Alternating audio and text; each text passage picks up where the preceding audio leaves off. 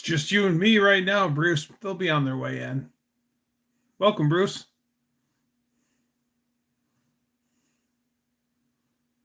How was your week?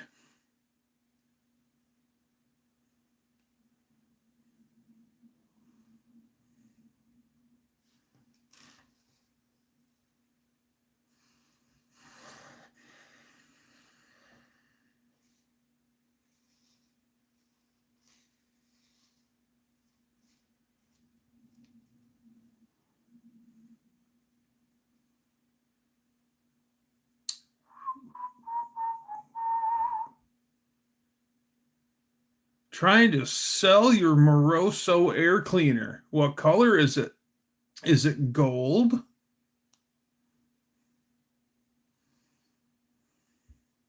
Or is it just chrome?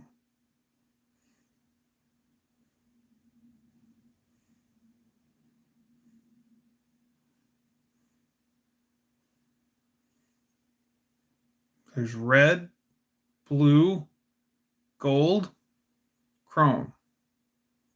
Yeah. Hey, Luffy. Yes, it's gold and it's never been on an engine. Wow. Uh Mex is here. Welcome, Mex. FYI, Mex, Colleen is taking the week off for moderation. So she wanted um she wanted me to pass the word along. Well, that's really funny, Bruce, because here on the other side of my desk, Gold Moroso. But I'm running a tunnel ram, so I don't have a use. It's a 14-inch air cleaner, gold air cleaner. Unfortunately, I won't be able to use it. But you should be able to get a pretty good penny for that especially if it's brand new gold. People love those things. Dakota from Dakota's Time Out, he'll buy that from you right now. Yeah, gold Moroso is the best.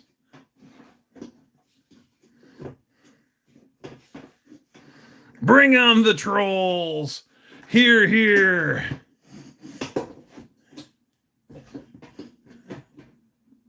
Oh, I don't like that. We'll put it here on the desk. My air cleaner was sitting in the basement for 30 some years. Wow. Well, I'll tell you this right now, Bruce. For it being NOS, it's appreciated very handsomely because gold is the most popular of the colors. That blue is pretty good, though.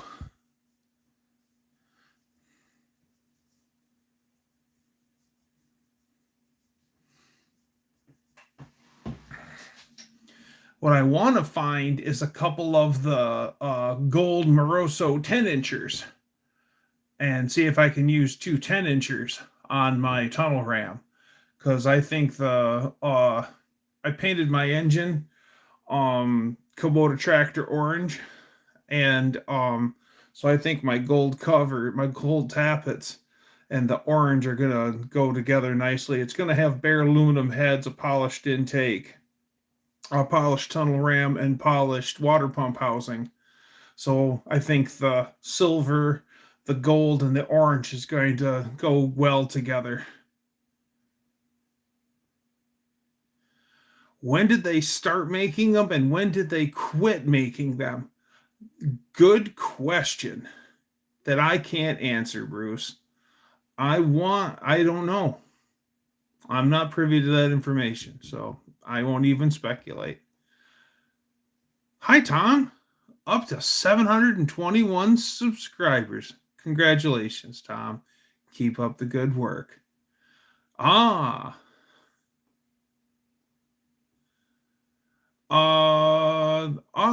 Mr. Sauvé is here. Good evening, Mr. Sauvé. Typical American. All right.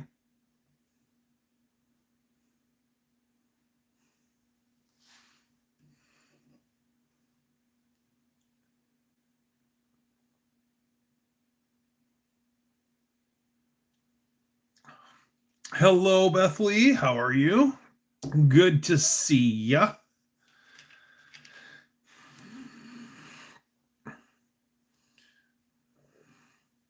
Well, we've got North America covered. We've got our Canadian friend here, our Mexican friend here, and then of course all of us from the States. So we've got North America covered.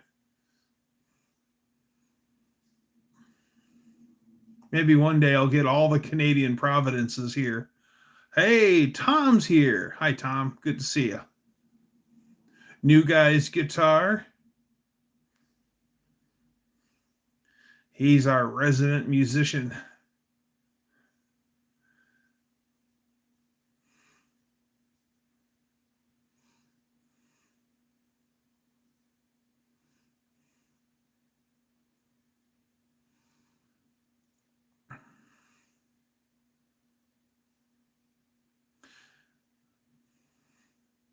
Ah, Brother Bear is here. Two Canadians in here. Oh, Bruce, I didn't realize that you were a Canadian also. My apologies. Brother Bear is here. How goes the storms? It rained like frig. It was thunder, kaboom, kaboom, kaboom. This big dark rain cloud rolled through, and for probably 15 minutes it rained sideways, and then it rolled right out, and it was back to a sunny day. And that was probably a little over an hour and a half ago. So that's mainly of the storms that I've had today.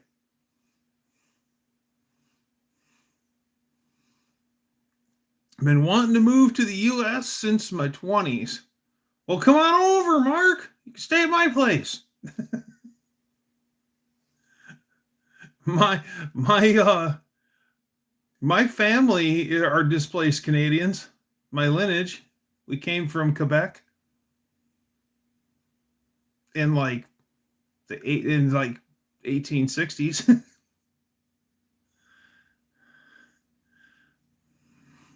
On my way. Hey, I got spare room. Come on out, Mark. You'll have a good time here. You'll find beer to be cheaper here if you drink it.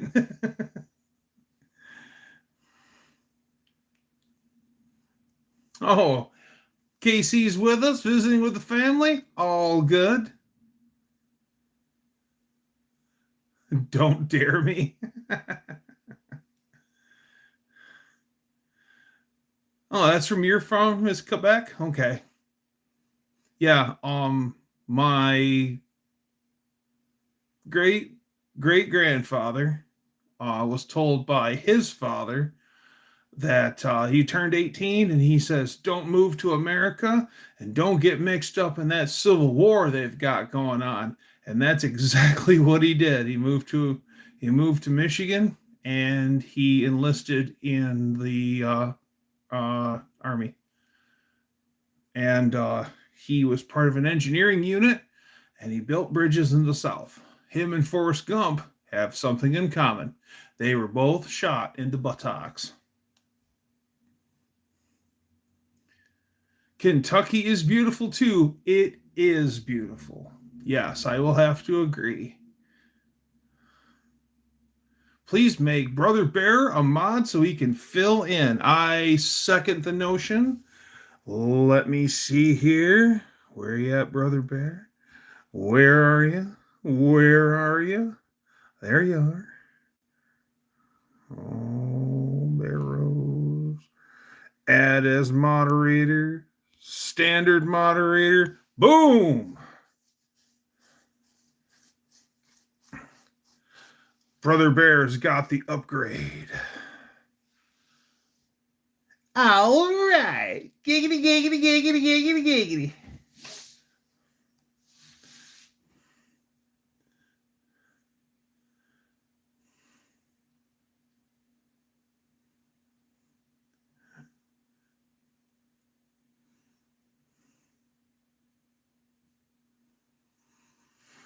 All right.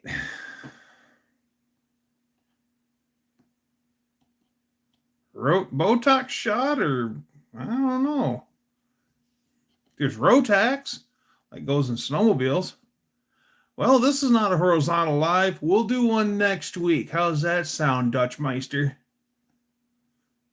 All right, fair deal? All right. So I, on Sunday nights, I've been on a live stream where it's Nobody Else's Auto down in Great Bend, Kansas. And he has an auction every Sunday. And he's always auctioning off some neato stuff. And one of the things that I got is that. It says 1.5 ton. And it is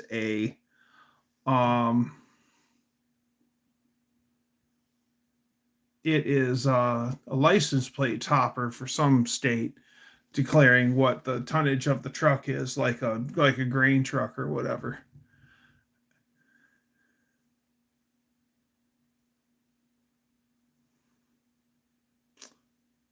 I'm the dude of McDonald's.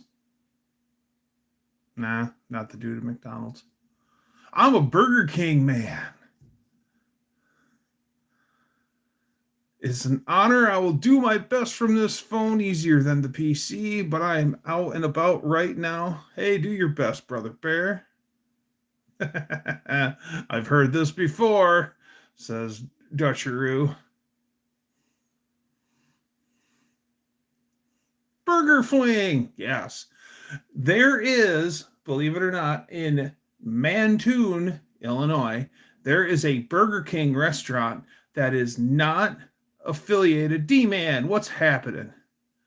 There is a Burger King that is not part of the Burger King franchise, and its name actually predates the Burger King franchise that we all know, because when they started their Burger King, he had a ice cream shop called the Frigid Queen. So the guy's last name really is Hoots. Hoots. The man's last name is Hoots. It's the real Burger King, exactly. And they don't have a Whopper, they have a Hooter Burger. So his nickname in high school was Hooter, and so he has the Hooter Burger. So when the Burger King that we know of started, they were Burger Insta King, and so they later changed their name. The franchise changed their name to Burger King, and then they were trying to go after the Burger King in Mantoon, Illinois. And then he proved in court that he was there first. So every year or so, on the dot, they got to be very diligent to get their name relicensed, so Burger King, the franchise, doesn't take it from them. But they've been doing that since the 50s. So I think that's pretty cool. So maybe sometime, if I'm ever down in Mantoon, Illinois, I'll go to the only Burger King that's not a actual Burger King. Do I have ears? Yeah, there's one. There's the other. It's a fat joke. Book 'em, Dano. Saw a video on that. I believe no franchise BKs are in that town. It is actually... there's no franchise BKs in that town, but the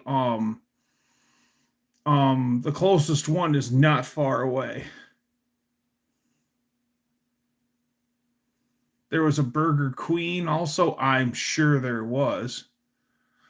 I know my friend, he lived in Pipestone, Minnesota, and he talks about a Dairy King. So I'm sure there's a Burger Queen. If there's a Dairy King, then there's a Burger Queen. Yeah, there was a Burger Queen. I've seen the signs for Burger Queen. Yeah. The Burger Chef. There's Burger Chef at one time was rivaling McDonald's for growth and they were putting burger chefs in all over the place. And all of a sudden, I think they got too big too fast, and then it all just kind of fizzled out. But in Grand Rapids, there is a pawn shop that is an old burger chef. And I didn't realize it because I always knew it as a pawn shop until one day I'm driving, or I seen pictures of what Burger Chef's restaurants looked like. And then I go, wait a minute. That pawn shop's an old, uh, um, oh, you're hungry? I can talk more about food if you'd like. I'll make you starving. I'll make you raid your fridge. It happened too big, too fast. Ha ha ha ha ha. Good one, Tom. So, yeah. The only thing that's missing off of the building is there used to be this thing that arced across the roof that said Burger Chef on it. Hi, Fox. Good to see you. Faith, what's happening? I have to say, we went to Burger King yesterday and found the burgers we received were top notch. Well, they've started this whole new marketing thing where they've like new and improved their Whopper, their sandwicher, and all that other stuff. So apparently it's working. Yeah, I've always been. If it was Burger King versus McDonald's, Burger King all the way. My mom's the same way. So that said, someone enlighten me. Shama Places. There's a Shawarma Places. There's a Shawarma King, Shawarma Prince, Shawarma Princess. Why is there no Shawarma Queen? Once again, that's a question that I can't answer.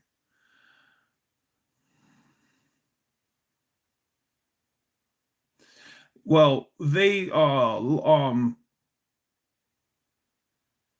Burger King, the franchise, put a lawsuit against the Burger King that you're talking about. It was the other way around, and they won because they were trying to squeeze him out. The corporation was trying to squeeze out the little guy, and the little guy won. I think it's awesome. Oh yeah, Fox is working on a headliner in that Chevelle of his. Check out his Chevelle. It's a Mordor Chevelle, dark blue. It's got a 305. It's coming along real nicely.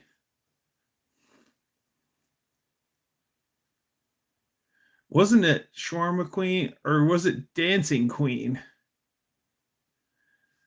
Shawarma King said, no franchise for you. Not smashed. The condiments were nicely done. Bacon was crispy. Surprised the crap out of me. Good. Soon to have a 200 R4. Yeah. You know, I really was happy that you did that measurement video, Fox, and you figured out for me that a turbo 350 is the same length as the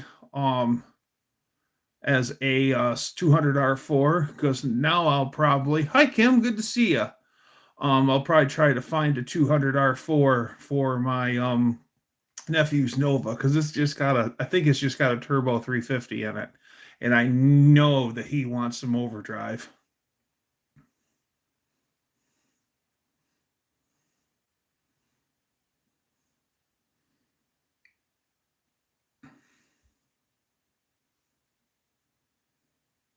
Burger King has stepped their game up. Last time I went and had a new, and they put the sandwich back in a box. They haven't done that in a long time. So I'm glad to see that someone's not cheaping out. They're stepping their game up. A friend of mine, whenever we road trip, he's got a rule that you don't eat at any national chain. So he goes, because you could go to McDonald's and eat the same burgers, fries, and a Coke coast to coast.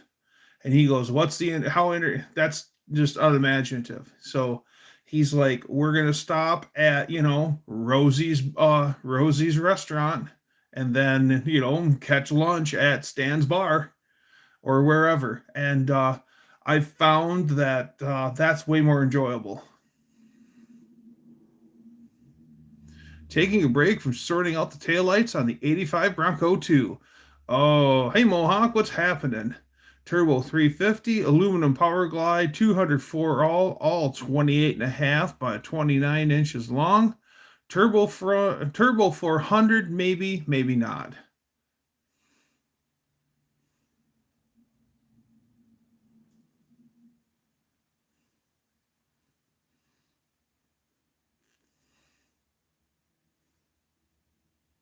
The sandbar at Torch Lake. Torch Lake is way up north, but um, yeah. If you're talking about Michigan, Fox, yeah, there's Torch Lake up north. It's quite very very wealthy live on Torch Lake. Yeah, very cool, D man. Yeah, all cool places for sure. Or yeah, all local. I see you forgot your L. Yeah, all local places. Yeah. And sometimes you don't always get a winner, but most of the time it's pretty good. Ooh, brother, it's Monday night and I've got you in my radar, brother. You better be careful, Hulk Hogan, because I'm coming off the top rope for you.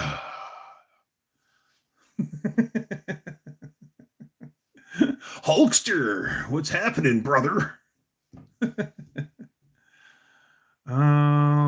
Beginning of Dallas Brown and getting it done. It was really getting it done on the hood refinishing. Oh yeah, that big throwdown that all the um um yeah, everyone came over to Dallas Brown's and they worked on his Buick. And were you watching Ryan Hall? No, I don't watch Ryan Hall. Only once. The power of Hulkamania is running wild with Doug. That's right.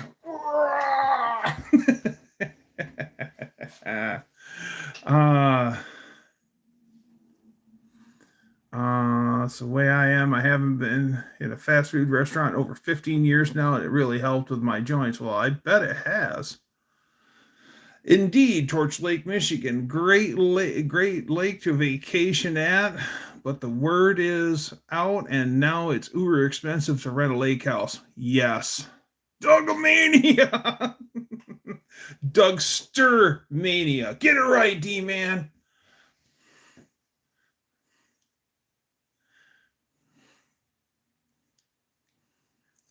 Oh yeah, I always like the Macho Man, Randy Savage. Oh yeah, Elizabeth, where are you? Yes, he did. Yeah, Macho Man did do the best interviews. Yeah, it's always been a very very nice place. Torch Lake, I think, is one of the clearest lakes in Michigan too. And yeah, people who have means, they live lakefront on Torch Lake. Another town where the haves, there's a lot more haves than the have-nots, is Cadillac, Michigan, on Lake Mitchell, and then also Petoskey. Petoskey is beautiful. That's a beautiful place. There's a lot of cool places, really beautiful places here in Michigan, especially up north. Ooh yeah.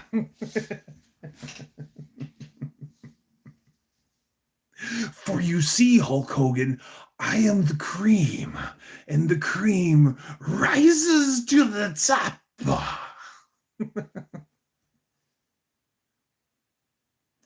Ooh, you have a friend that lives in Onaway.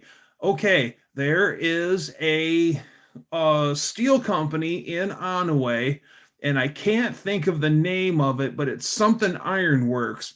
And they have a slow time of the year where the guys aren't busy. So what they do to keep the guys busy year round is they build statues, big metal statues, and they've got them all over the town of Onaway. They made this eagle head that is cool. So think of a bald-headed eagle, throw the white up. is what they did. And I'll bet you that beak from his face out, his beak is gotta be 8 feet. And that's made of brass. The feathers are diamond plate aluminum. And I mean, it's gotta be 12 foot tall, 10 foot, 12, 13, 14, 15 foot tall. Another one is a bust of Ben Franklin, and it's just from his shoulder from here up. And to give you an idea, Ben Franklin's eye, he's got the blank eyes like a statue would have, no detail. But his eye, from the inside of his eye to the outside of his eye, has got to be 2 feet. To give you an idea, the scale of this head. Like if you walk up to it and you're standing in front of the statue, your eye level with his center of his eye. And his hair is braided as steel stripes or steel strips, and it's pulled back in a ponytail, and they have a piece of cable as his hair tie.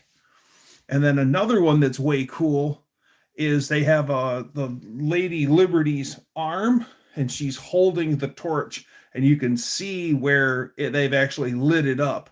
And what's cool about it is, just like Lady Liberty, she doesn't just hold tight grip the torch, she holds it delicately.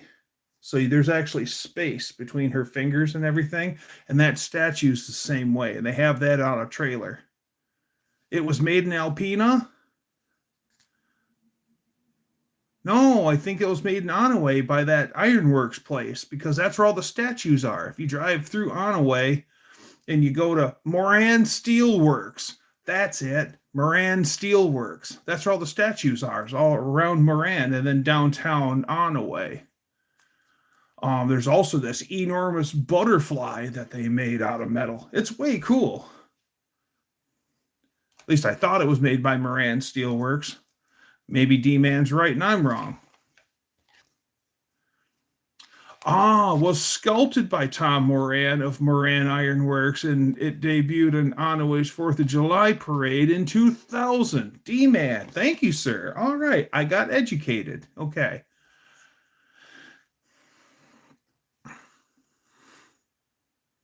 Couldn't stand Ric Flair's character. He might have been a nice guy, but the nature boy was an ass. The nature boy, Ric Flair. Woo!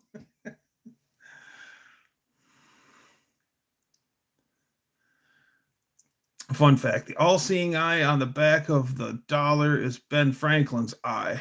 Fact subject to change. D-Man's already, woo! Well, I like from Faster with Finnegan, when Mike Cotton, Dave Newbern, and Mike Finnegan, they took that Ford Fairmont and they put flares on it, and they called it Ric Flairmont. And every time they're like, Ric Flairmont, woo! I like later than they NASCAR lettered it up, they actually gave it the number of WOOO.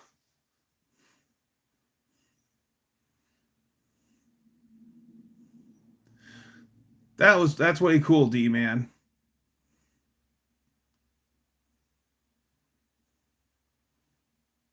Yeah, I have yet to go to back for now. Welcome back, Mark. Yeah, I have yet to go up to Onaway for the Onaway truck pulls, and I gotta go see that. I want to see them big old beasts pull them trailers and drag race. That's cool.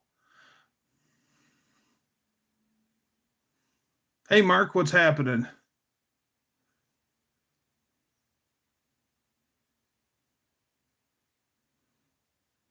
Dude, when they had Corey LaJoy run Ric Flair on a NASCAR track, that was awesome. Yeah.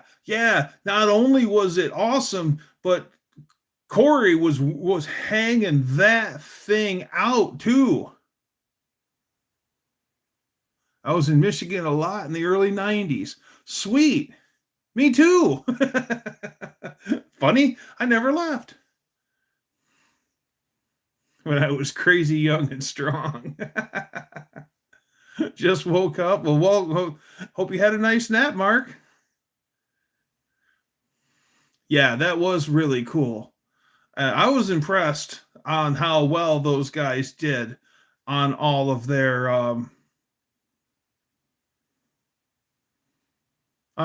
challenges on that show.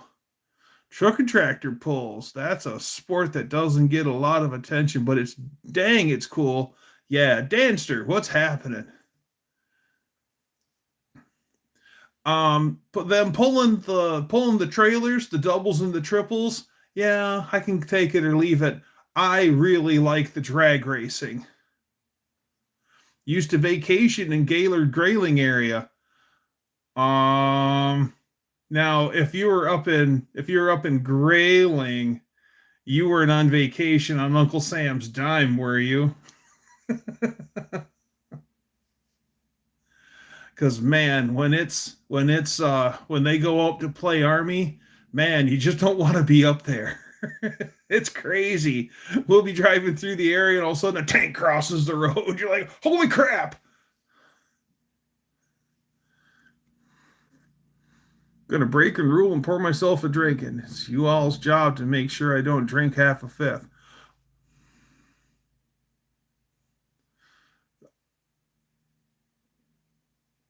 I like the Aussie tractor trailer racing. I'll have to check that out.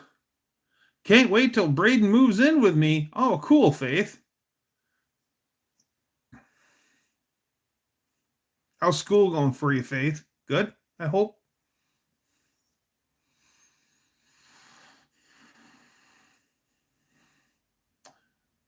Hey, Danster, have a drink every 45 minutes.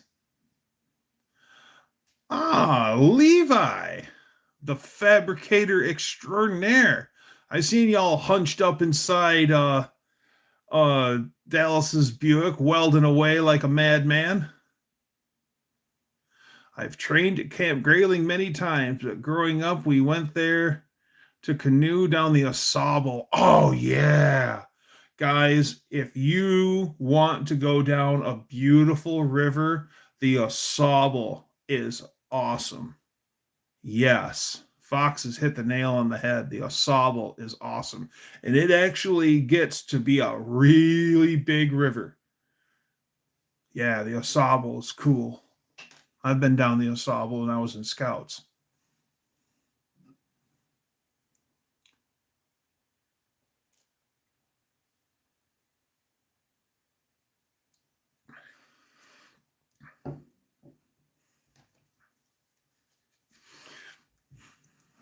Uh, Professor P's son Cash was giving Levi's missus a hard time, just messing with her. Kept calling her some name that wasn't her name, and I'm like, her name's Brooke. Her name is Brooke. Finally, he's like, your name's Brooke. Okay, good.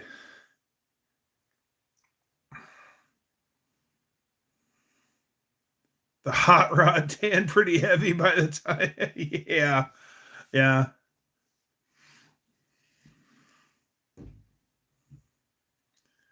Well, Dylan is the TIG welding meister, man. He just throws down on that stuff.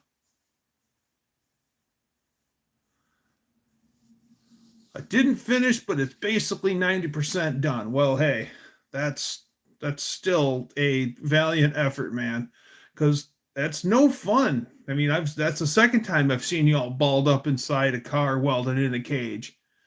And my if I had a hat, I'd tip it to you, Levi. You rock, man. Maybe someday I'll have to have you come up here to Michigan and hang out with me and toss a cage and shop truck for me. We'll see. Maybe someday.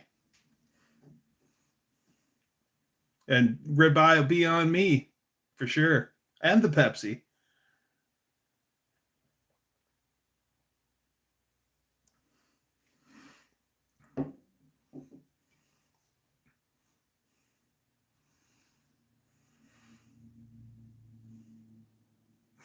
Used to white stomachs and bright red arms.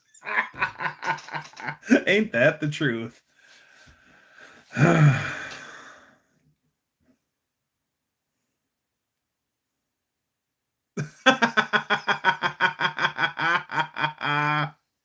Yeah.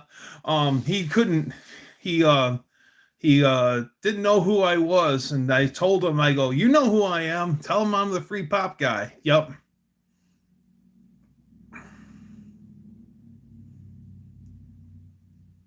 Well, you know what, Levi? If you and Brooke ever want a vacation up in Michigan, come on out. I'll be more than happy to show you around. We'll go out to Lake Michigan. We'll go all over the place. I'll show you around. You'll be my guest. Excellent, Faith. Keep up the good work, okay? You love school. Excellent. Better love it. You're paying for it.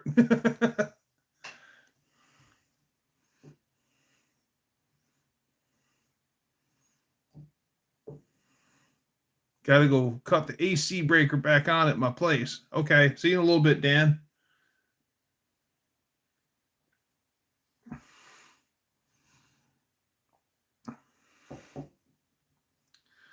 Further lane north I've been up that way was Cope's shop and some work in Chicago. I've been to Cope's shop. Hell, I've slept at Cope's shop. I knew what you meant there, Levi. Yeah. Yeah, as a matter of fact, I stayed at the Hotel Cope. Right next to the bar.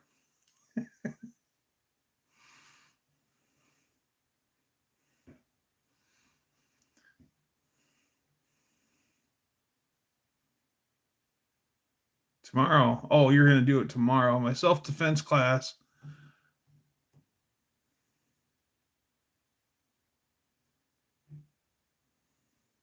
My self-defense watch needs to go trial for boxing. Cover your face. Cover your face. Plenty of room there, too. The Copacabana, of course. If you ever want to tour Yellowstone the right way, come on over and I'll toss you the keys to one of the rats. Take your pick and enjoy. Cool. I want to go see Yellowstone. I want to be on the Wind River. I want to go see Coulter's Hell, which is a part of Yellowstone. Cope is a good dude. Whenever I'm in the area, I try my hardest to go see him. I still owe him some dinner. Now, Cope's got a rule. If you visit him, dinner's on him. If he comes and visits you, dinner's on you. When he come up, him and one of his buds surprised me one December and just come up for the weekend, and I took him out because he's all big about Chicago dogs, and I love Chicago dogs too. I spent a lot of time in Chicago as a kid with my dad, and so we always get Chicago dogs or Aurelio's Pizza down in Indiana with Cope. So when he came up here, I took him to a Coney Island for Coney dogs, Detroit Coneys, and he loved that. Yeah, Detroit chili. Yeah. Must be Woody Harrelson when Yellowstone blows up.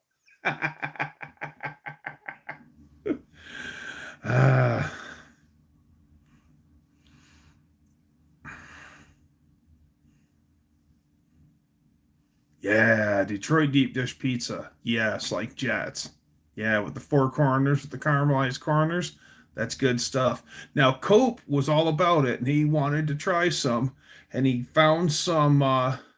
He found like Jets, and he had it, and he said he didn't care for it, and I go, oh, you're probably used to like Chicago pizzas, thin and crispy tavern pizza. Real Chicago people don't eat deep dish pizza. They eat tavern pizza, thin pizza, cut in squares. And I'm like, oh, you're probably just used to thin crust pizza. He goes, no, I can appreciate thick crust pizza. He goes, he just didn't care for it.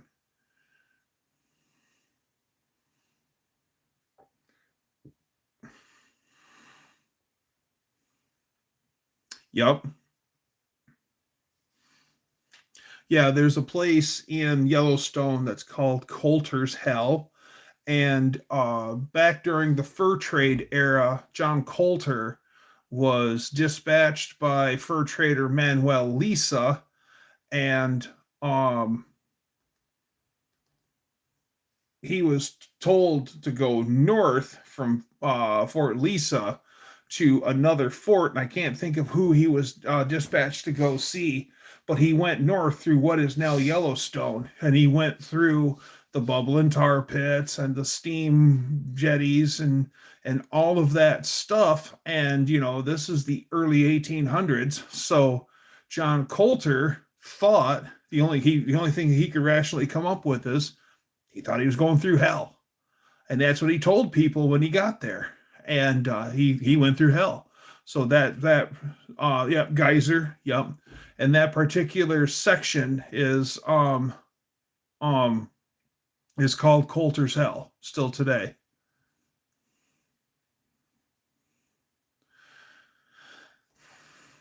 I'd rather fill up on the toppings rather than a loaf of bread under them. The worst is the Chicago deep dish pizza. When I worked at the pizza place, some people would order a deep dish pizza, and finally I'm like, how are we going to do that? And the boss is like, oh, it's easy. All you took was like a 14-inch dough and you rolled it out. Then you took an 18-inch dough and then you rolled that out and you laid one on top of the other and then made a pizza. And that they were happy with that. Around us, the best pizza is usually in mom and pop shop. We got local joint Uptown Pizza. I would consider it a hand tossed pizza, and it's pretty good. Now you're like Levi, you're like Southern Indiana, like Terre Haute, aren't you? Yeah, I think you're Southern Indiana, if I'm not mistaken.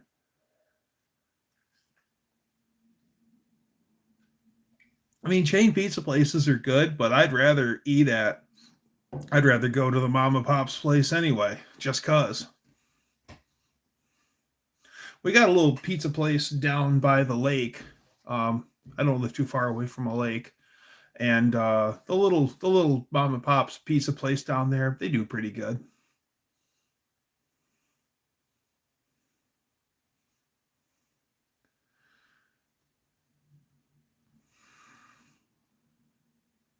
Okay, the Ohio, Kentucky, Indiana border. Okay, I know exactly where you are.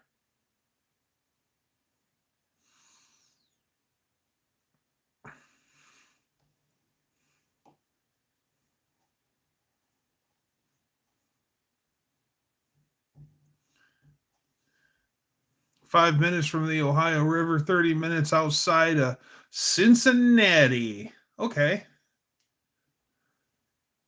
Okay.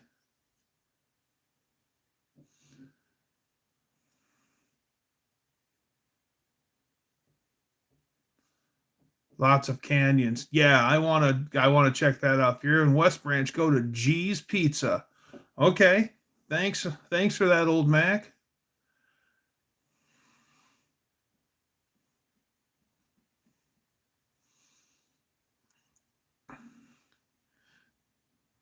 Deep dish has thin crust like a pie and a ton of cheese. Double dough has super thick crust. Okay. Yep, I figured West Branch, Michigan.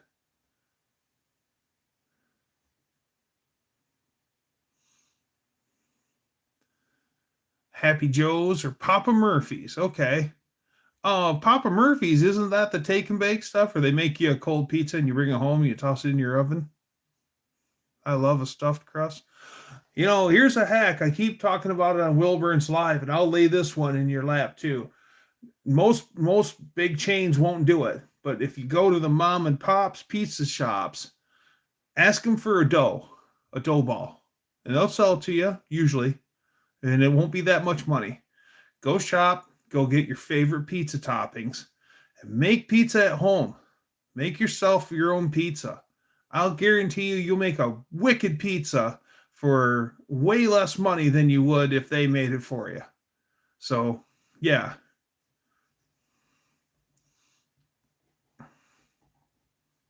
wants me to go try out for boxing.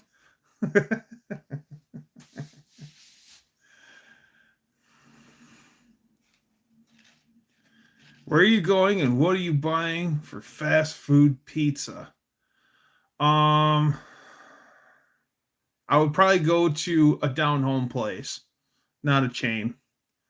But if I was going to go to a chain, Hungry Howie's are big around here, and I don't mind Hungry Howie's. I will not eat at Little Caesars anymore. I just don't care for Little Caesars pizza.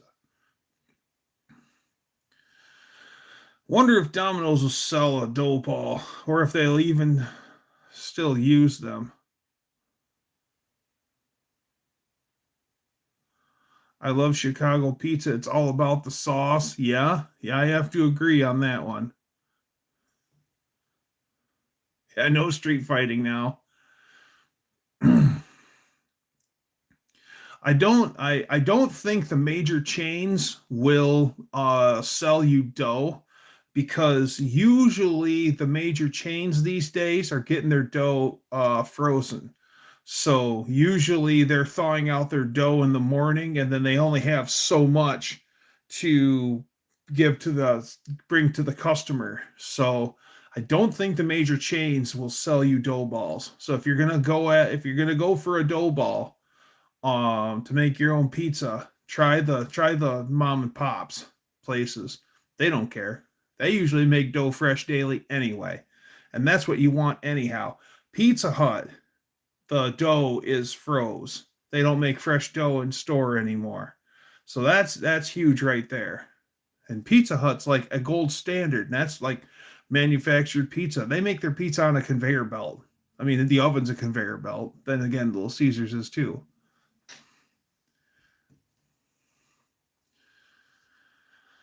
We had a chip stand and it had a pizza oven, so we made pizza as well. The guy we rented from wanted us to buy his dough. It was way too expensive. Yum.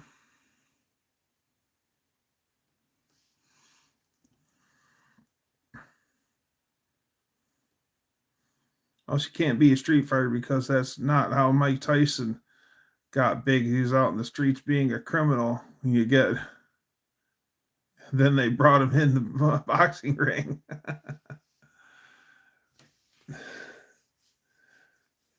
My favorite pizza was actually from Pizza Hut, the Piazzo, but it died in the 80s. It was more like a pie with a double crust. Okay.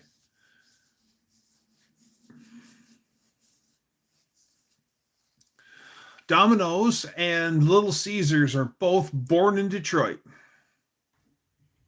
And Mike Ilitch, who's now passed away, who started Little Caesars, actually used to deliver pizzas dressed as Caesar.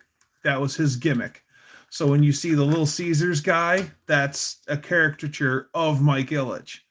That's why he's Pizza. And funny thing is, it's Little Caesars here in America, and Mark Sauvé will tell you that it's Pizza in Canada. And so will, oh crap, our other Canadian friend, I forgot his name. Bruce. Little Sleezers. Oh yeah, everyone calls it Little Sleezers. We used to have gas stations around that were under the name of Crystal Flash, and everyone called them the Krusty Flush. Oh, sorry. Don't Bring Me Down, Bruce. Good tune.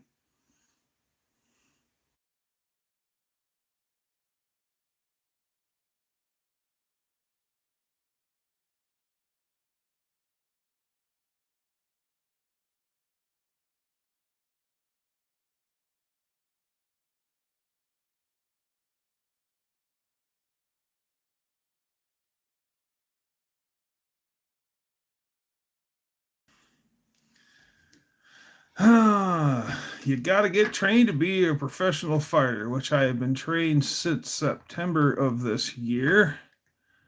And I'm still being trained, and it's going on a year. Cool.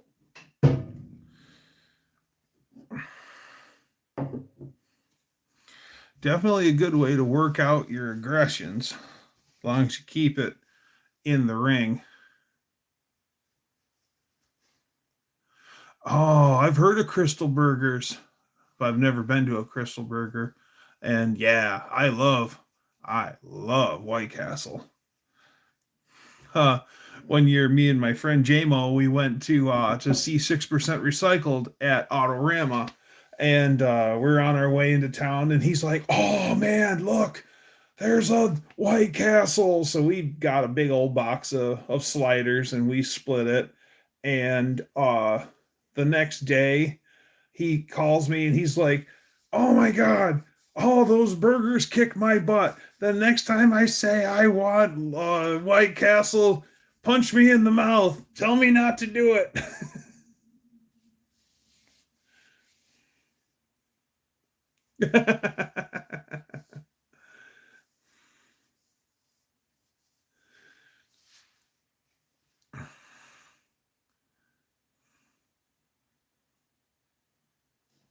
Yeah.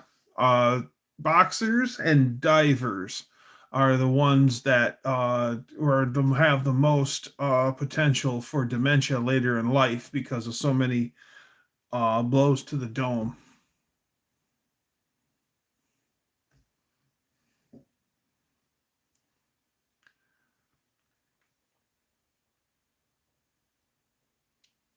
Top Hat was a competitor to White Castle. As a matter of fact, there was a lot of burger joints that adopted the White Castle look, the white building, on the corner. Yeah, there was a lot of burger joints that took on the White Castle look to be like them without to copy them as much as they could without directly copying them.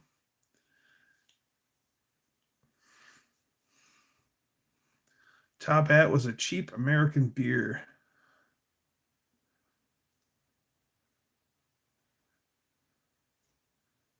Wimpy's.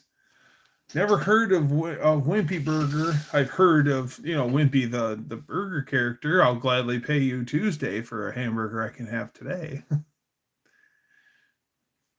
I have yet to try Five Guys, and I've been meaning to.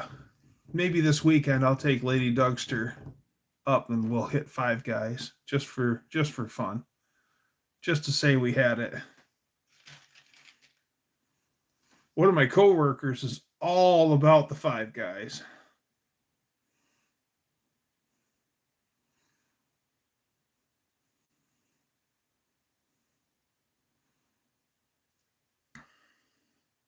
Used to be yeah, that's what I was told. Five Guys is good, but it's money. Yeah.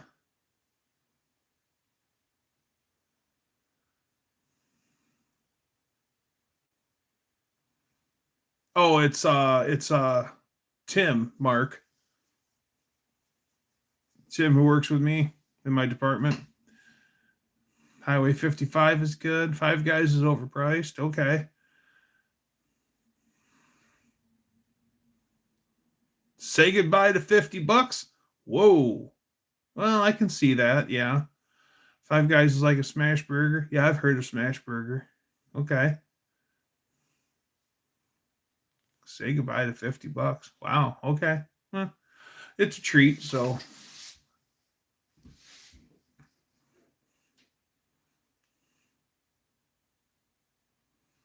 yeah, I could see that. There used to be a bar by us where they made really big burger patties, and each burger patty was probably 5.5, 6 inches around.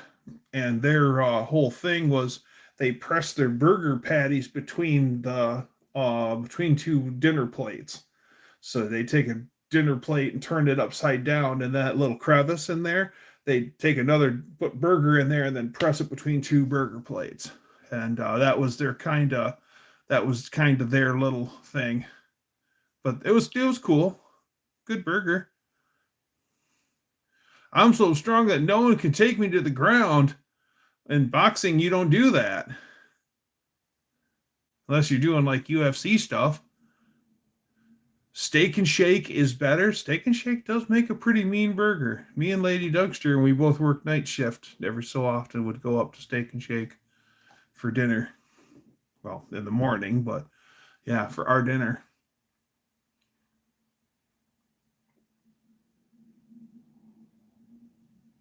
Hardtack Burger in Phoenix, Arizona was insane, but expensive. Yeah,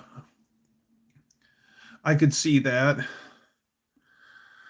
Morgan House back home where I grew up would sell you 3 normal sized patties on a giant bun. They called it the moron burger. Quad Cities radio station once a year would take orders for White Castle and rent a charter jet and fly to Chicago and bring them back. They would place the order over the phone so you could hear it.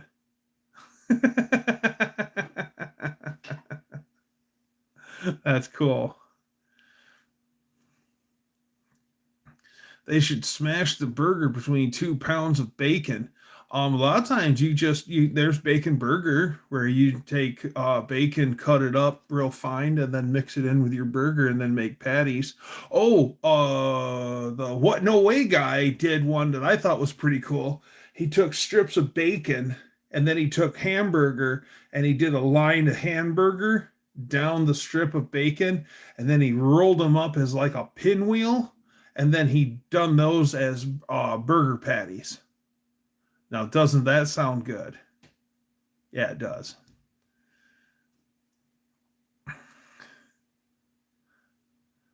I'm planning on taking people down to the ground and showing them who's boss. Uh-oh. Faith is getting aggressive on us, y'all.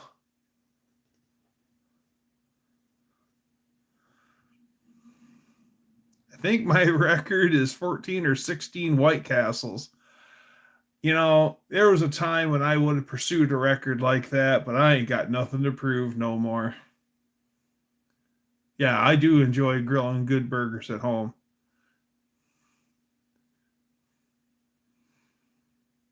My record is a 24-piece pizza. We used to go up north to Fife Lake for a ice fishing tournament. And my friend Guitar Kyle, we would go to the Fife Lake Inn and all of us would order dinner. And Kyle would order an 18-inch pizza to himself and eat an 18-inch pizza all by himself. Unbelievable. With the first time I'm like, man, you're gonna have some leftovers. He goes, I'll pound this whole thing right here, and did. I watched him do it 3 years in a row. Amazing. Poor Worcestershire on the coals to tantalize the neighbors. Yeah, now that it's getting warmer out, I need to pull out the old charcoal grill. I got one of those acorn grills, and I love that little thing. The only thing I don't like about it is it's perfect for me and Lady Dougster, or if I have another couple over and the 4 of us are having supper. But if I actually had to do some serious cooking, then that's where that thing falls short, because my cooking surface is only like 2 feet, 2.5 feet across in a circle. Oh yeah, I could totally have done that too, Danster, in my 20s. Yeah. Now I don't have anything to prove. That's why you don't want to eat stuff like that, or you eat it. So I eat fruit every day and broccoli in the afternoon and then meat for dinner. Is it raining? I don't think it's raining. Oh, there's a tornado in the area about an hour from you. It's cool, Max. You're fine. We missed you. Welcome back, bud.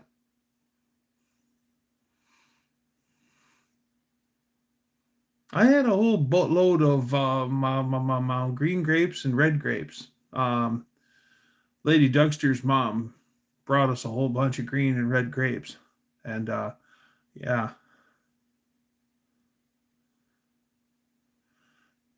People at the White Castle are used to it happening, so they were ready last year. I think they ordered 1,900 sliders and charged $5 over the menu price on each order, which went to local charities. Cool. Cool. Yeah, I'll bet you I would like to see how that kitchen runs and just watch them box up all those. It's not the Star of David. Everyone thinks that's the Star of David. Read it. Dodge Brothers Sales and Service. It's the logo for Dodge Brothers, the predecessor to the Dodge brand, John and Horace Dodge. But no, looks like it. Well, you can see it for whatever you want to see it for, but I'm telling you, it's not.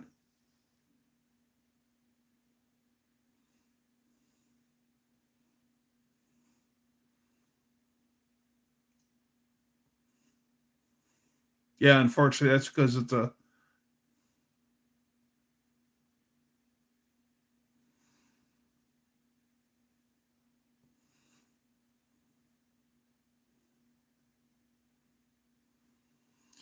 still use a lot of Dodge bearings.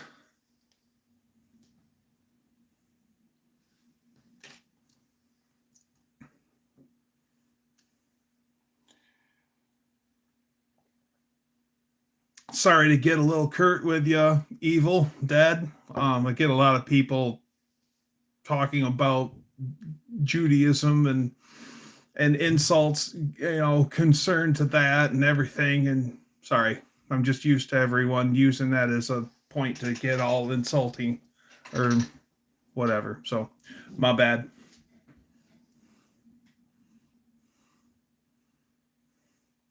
Tomorrow, go to Appleton to get some food. Nice.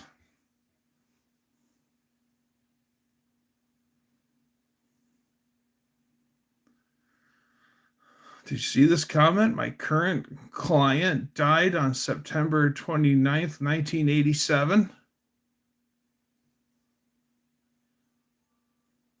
So is his ghost purchasing stuff? Or like a friend of my family, he was legally dead and then they resuscitated him and his wife carried his obituary in her purse. You could ask her, like, can I see your husband's obituary? Oh, sure. And she pulled it out of her purse and handed it to you. Yeah, he was legally dead for just a little while, enough for him to be printed up in the paper. So that's weird. So his name is Henry Ford II. Yes, that's his real name. Oh wow. But he's not the Deuce, Henry Ford II of Ford Motor Company fame.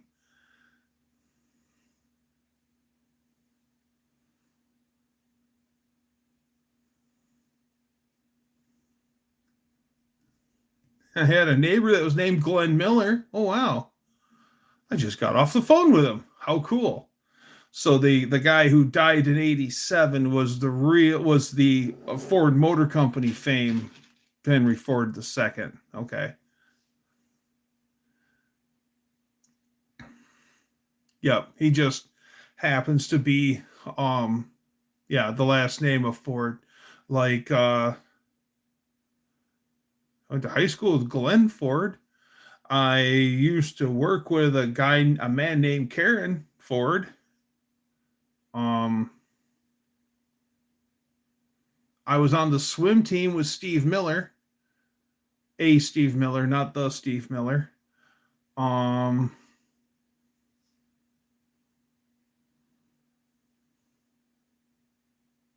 yes, Henry's grandson. Yeah, yeah. Edsel was and man, Henry Ford was just so terribly hard on Edsel too.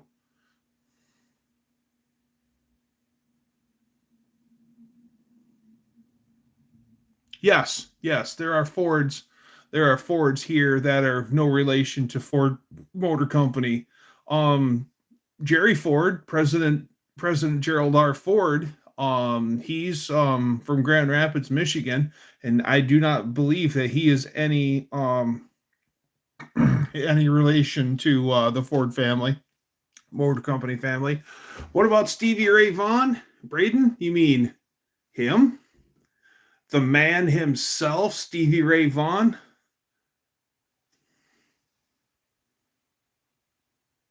One of my favorite musicians.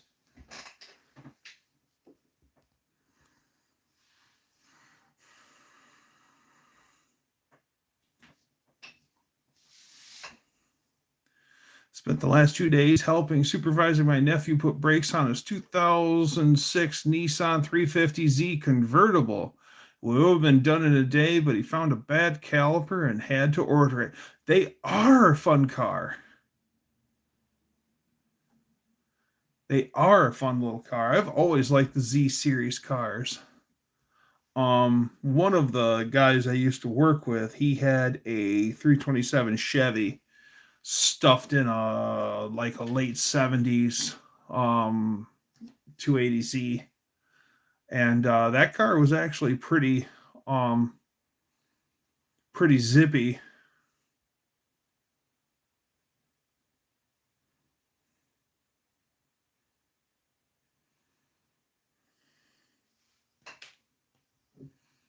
Henry Ford II. How crazy is that?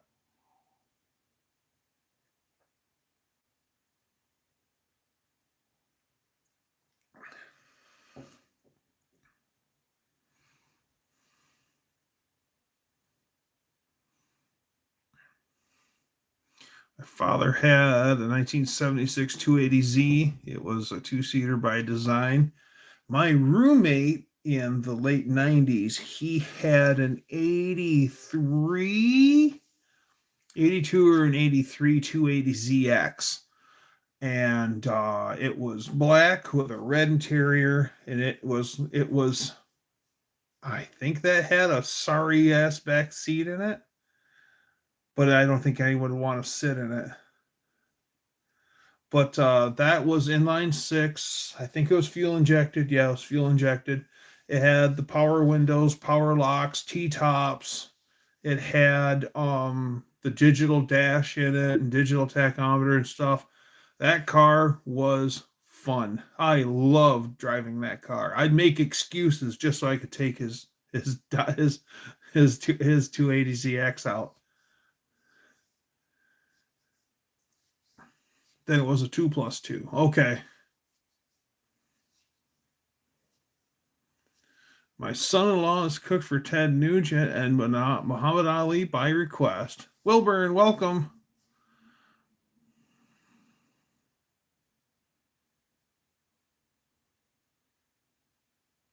I'm not surprised by that at all, Brother Bear, because, yeah, for fear of his dad. Well,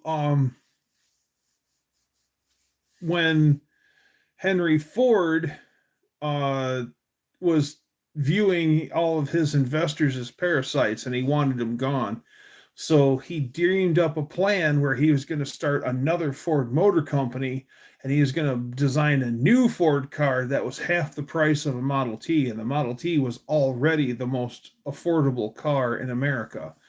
And then he was going to leave the current Ford Motor Company to Edsel to run. Well, he went off on a new venture, and that got all of the investors nervous, and a guy from Oregon with an Oregon checkbook and Oregon plates and all that stuff, he went around to the investors and offered to buy them out.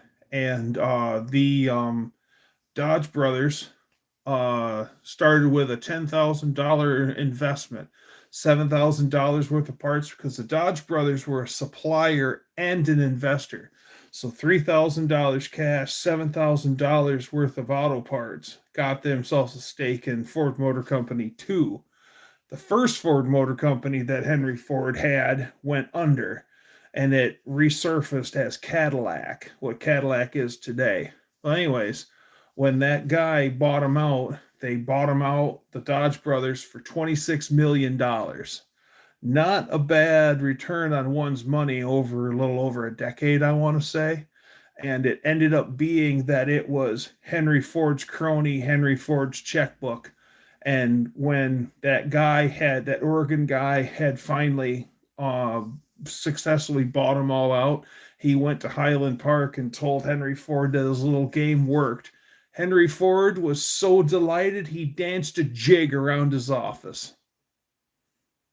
And from that moment forward, Henry Ford owned it from the second it was scooped out of the ground until it was sold at the dealership. He owned the mines, he owned the mining equipment, he owned the boats that hauled the ore to the River Rouge assembly. Imagine if Virgil Exner had gotten his hands on the Edsel. My God, yeah. Imagine if Henry Ford would have brought back Cadillac. Yeah. Does anybody dance jigs anymore? Get them happy enough, they will, Max. If I handed you $1 billion US, Max, you'd be dancing a jig, wouldn't you? And you're like, I don't even know how to do it, but here I am doing it.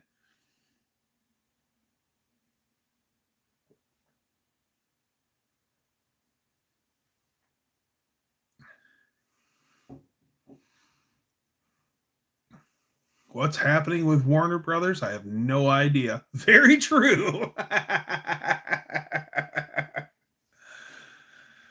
Oh, let's do some polka dancing. Oh, you want a polka, Braden? You come up during Polish days. We'll go up to Grand Rapids for Pulaski days, or I'll take you over by Hilliard's, and you'll drink beer all night.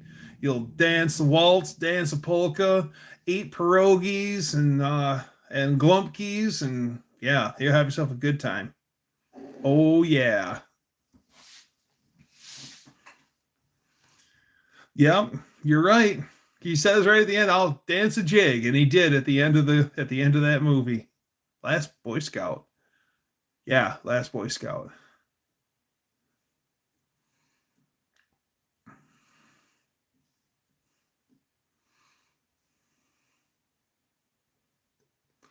Henry Leland was Henry Ford's arch rival. When Henry bought Lincoln from Leland, he sent his negotiator, Bearmuncle Champion, in to literally throw him into the streets. I'm not surprised. I think that was the same guy. I think his first name was Harvey. I think he was part of the goon squad that intimidated all the Ford workers, and just at River Rouge Assembly, everyone was just absolutely frightened of these guys. Like if they deemed you were sitting on the john too long, they told you to get up and get out. And if there wasn't something floating behind you to prove that you were there long enough to warrant that, they're going to beat the tar out of you. That'd be cool, Braden. If you're coming to No Name Nationals, oh, Braden, you're talking about renting a hotel room. You don't have to rent a hotel room if you're coming down to No Name Nationals. You can camp on site. So just bring your tent.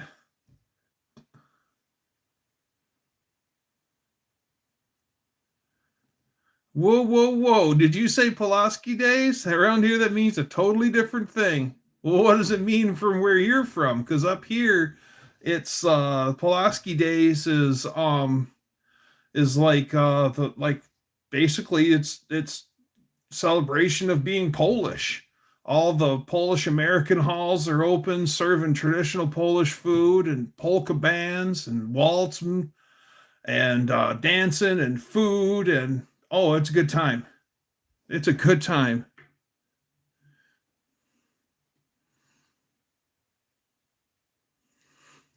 Ford guys call Henry the Mad King for a reason. Yeah, he was really losing it. Like the more and more, because he basically changed the whole face of America, because they went from horse and buggy to driving cars, and it was because of Henry Ford. But as the world progressed, Henry Ford kept reverting back to the old times, and they would find him after hours in Greenfield Village just walking around, taking in all the old stuff. He hardly did any of the day-to-day operations at Ford Motor Company and spent all his time duffing around working with old stuff at Greenfield Village. Oh, I understand. Okay. I just got educated. I did not know that. Henry Ford was a teetotaler. He never drank.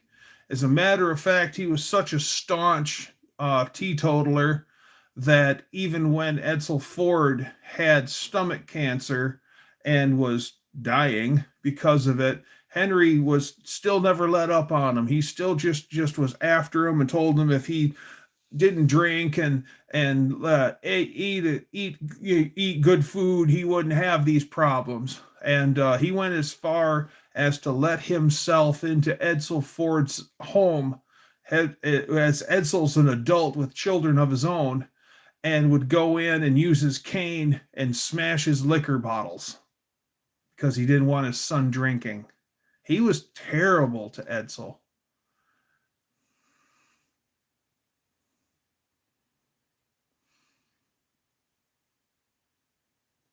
Good question that I can't answer, Braden.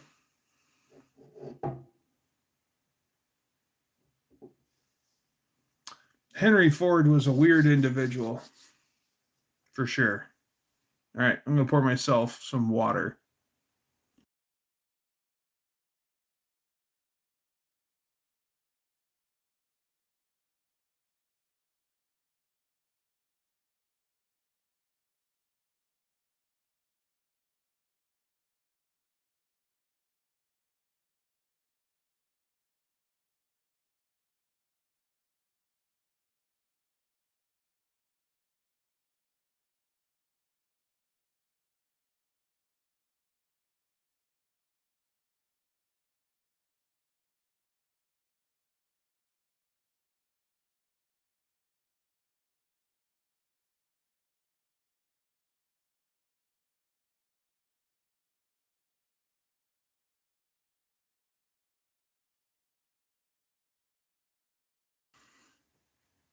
All right.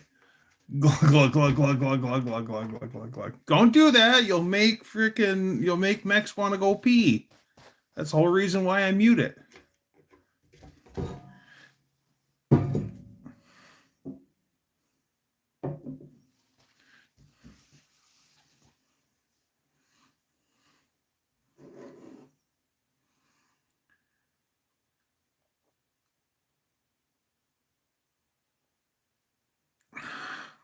I am safe. Well, still.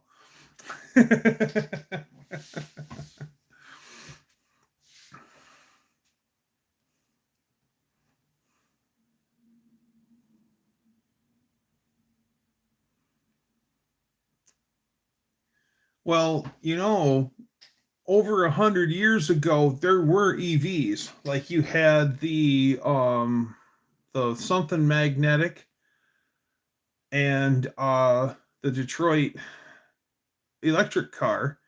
There were electric cars 100 years ago.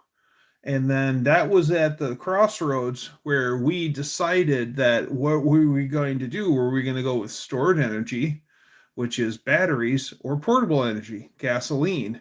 And gasoline won. And as much as they push the EV agenda, we already decided 100 years ago that portable energy is how we roll. So, I mean, nobody wants to travel long distance in an EV like they do in a car, because in a car, if you're running low on fuel, you just stop into the station, and in about 20 minutes, if you hurry up, go use the bathroom, grab a snack, fill the car, in about 20 minutes, 25 minutes, half an hour, you're back on the road. A full charge on an EV, you could be sitting parked charging for 2.5 hours. And that's if you just pull up and the charger's open. If somebody else is charging before you, you have to wait for them to get done. Baker electric cars. Yes, Baker. Yes, you're right. Now, even just like today, a lot of the EV cars in the early 1900s were always in um, big metropolises because they didn't have, even then they didn't have the range. And then a lot of times, if you lived in a big city and they had the EVs, you subscribed to a service. You didn't own a car. You were subscribed to the service. And then you had one of their EVs in your driveway. And you didn't own it. But if your car was down, you called the service up and then they would dispatch a EV to you, and then they would give you another car and take the broken one away to fix it. And then, so for a monthly fee, that's how it worked. It was an ingenious idea. But yeah, as long as you stayed within the city limits, they were great. The Sprint, yeah, the Geo Metro, on the other hand, those things were everywhere in the 90s. Yes, sales were really good on them until they went Chevy and 4-cylinder. Yes, the little Chrysler Turbine was different. Chrysler Turbine was just a prototype. The service for the EV company was a full-on business that supplied cars to the customers. The Chrysler Turbine car was just a high-end test.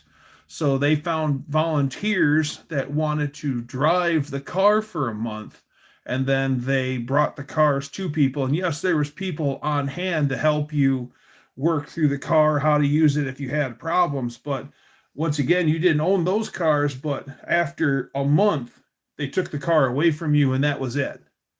Versus if you were part of the EV system, you were the part of the program as long as it lasted, as that company that offered those. So one was a test, a high-end prototype test, and the other one was an actual full-fledged business with cars, and they kept the cars on the road, and you didn't own the cars, but you always had access to one, a running one. Fascinating.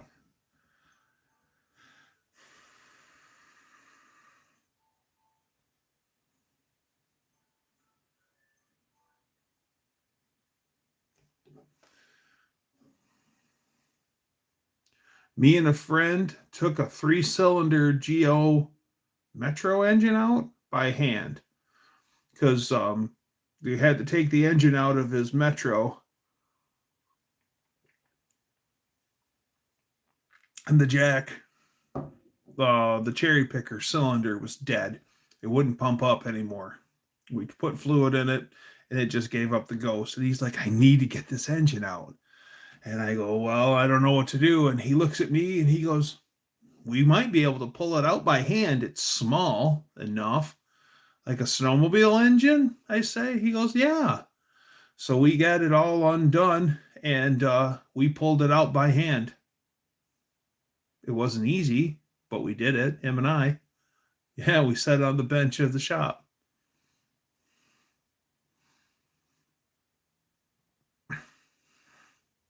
Put a jet engine in? Then that'd be easy, Braden. It'd be a Chrysler turbine car, 1964 Chrysler turbine car. Had a turbine engine in it.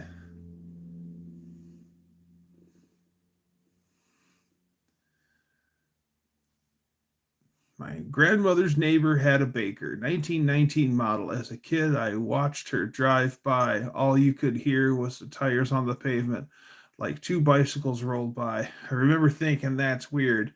Okay, that Baker, it was, yeah, those are cool. Jay Leno has a Baker. Those are neat. I barely lifted a bare Ford. Oh, so, from the ground up onto the tailgate of my truck. Yeah. Um, I can lift a bare big block Chrysler, but it's hard to do.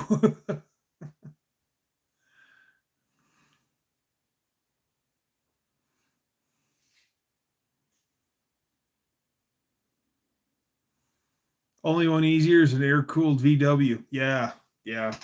The only thing that sucks about the air cooled VW is you gotta jack the car way up in the air and you drop everything out to the bottom.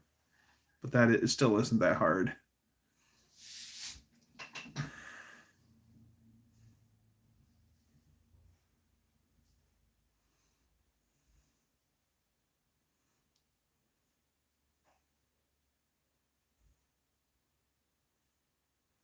Yeah, me moving around, like sliding it around. Like if I take a big block Chrysler block and put it on a piece of cardboard, I can slide it around my shop real fine, real good. But if I actually need to lift it up, like I can lift it up just a few inches off the ground. But uh Duramax swapped VW Bug, that's a lot of engine to put in the Bug. I've seen Beetles with 350 Chevys in the back seat, and that takes up a lot of room. Anything can be done, but that big of an engine, that heavy of an engine, you better thinking about revamping things, Braden.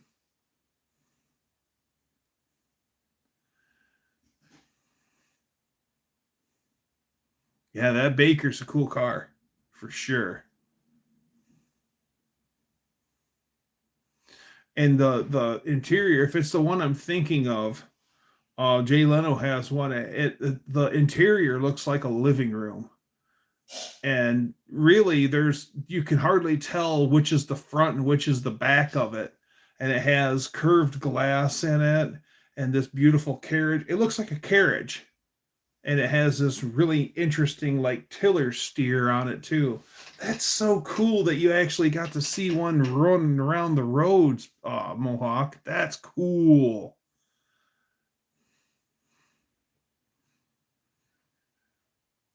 Street legal backwards running trucker car. Those are pretty cool, Braden.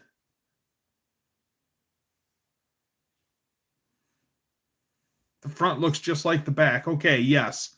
That's exactly what I was saying, thinking. Yeah, Jay's is cool. Cooler than a 3-speed fan.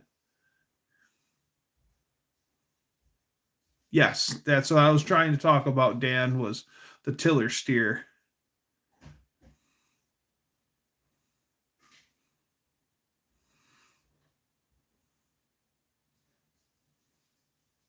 Only enough VW to title. The 350 swapped Beetle I seen. Well, I've seen Beetles done both ways. Like what Brother Bear's talking about, where it's under the hood up front. But the one I remember the most was um the 350 Chevy was in the back seat, and they built a firewall for it. And to do spark plugs and work on the engine, instead of having the quarter glass on the side of the car, they were removable plexiglass panels so they could go in and work on the engine. And that thing, they drag raced it. That thing was fast. It was a wheelie machine. Using the Beetle transaxle, they flipped it upside down. Can't wait to order Braden birthday gifts. Nice, Faith. When I sold off my 68 Cougar in 2010, one guy who came to look at it told me that he had lived on my street as a kid, and the house, now houses away, was getting coal delivered in 1968. Oh, yeah. There's some in the town there I went to high school. There's some of the old houses in the oldest part of town. They still have their coal doors. My sister's place has the coal door is covered up, but if you go in the basement and go into the right spot, there's still coal from where they would put the coal in for the coal chute. Because one day she's like, I still got coal in the basement. I'm like, you do? She goes, yeah, look. And she took me into where the coal room was. And I was like, holy crap, there's still coal in her basement.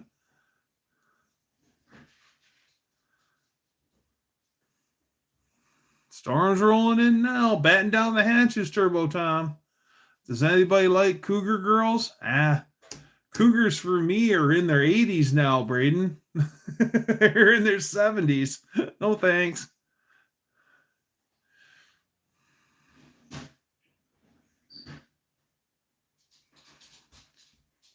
Yeah, for the mid-engine, you look for an 11 rim Vanagon transaxle and mount it backwards. Yeah.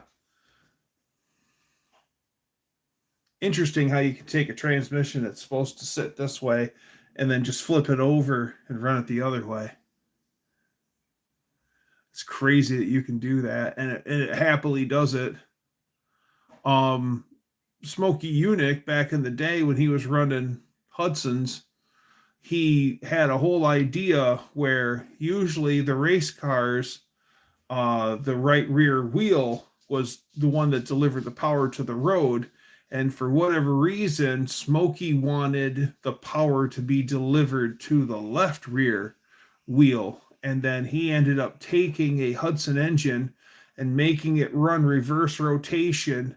And then he also took a rear axle, put an oil pump into it, and then flipped the axle upside down and then plumbed it so the oil pump would feed all the bearings, and then just so he could make it be left rear wheel drive. Its idea didn't work, but that's to prove the point of how far he would go to see if something would work. When I was rewiring, I saw a forum post where someone bought a house in Boston from an old lady in 1968, and it still had no electricity, gas only. I'm not surprised. I was in first grade. I got in trouble for playing on the coal pile at school. First by the school, then by the mom who come to pick me up. I like younger women in their 40s, their 50s. Get him, Mohawk.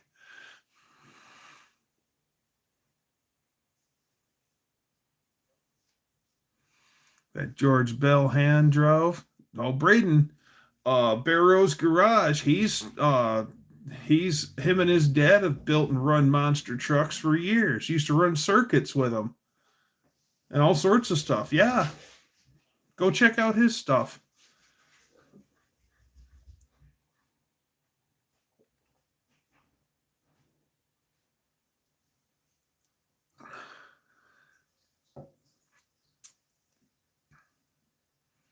Well, I mean, any mom that likes to party in that manner, I guess any mom would be considered that, yes.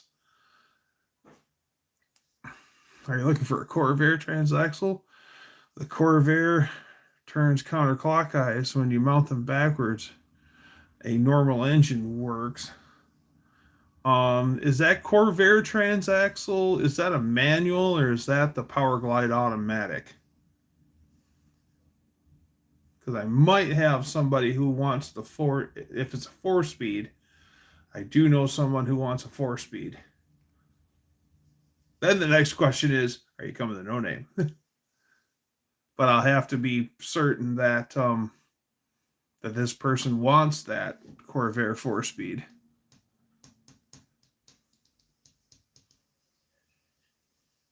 Yeah, the manual, run away from the auto. Yeah, the first Corvair I ever drove, the first and only Corvair I've ever drove was the Power Glide.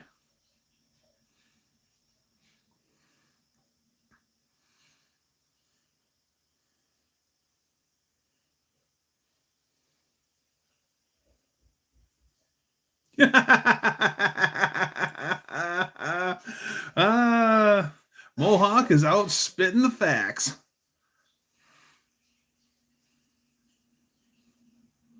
13 houses on my street as a kid, and 3 of them had Corvairs.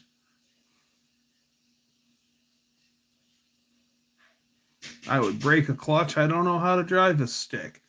Well, I mean, at first, when you don't know how to drive a stick, you'll be hard on a clutch. But once you learn, it's pretty simple, Braden. Just one of the things that I've noticed that people learn the friction zone on a clutch and they think that that's how you operate the clutch every time. Because when you take off, you got to give it a little throttle and then slowly let out the clutch until she takes off. And then I've noticed that people drive that way all the time. They slowly let the clutch out, and you don't have to do that. Once you've got the vehicle rolling, you can just drop the pedal, shift, and slam your foot right off of that pedal. It's fine. But you'll hear it and how they drive. Instead of berm, berm, berm, it'll be berm. It sounds like a sloppy shifting automatic, and it's a manual. I agree, Buff Del Campo. Just for the sole fact of what if there was an emergency and there was only a manual transmission and you had to get out of there to save someone's life? What are you going to do?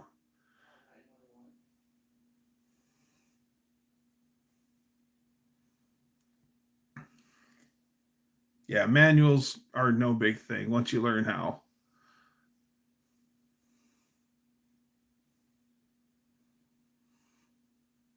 Yes. Yes. My dad had that's how my sister learned to drive a stick.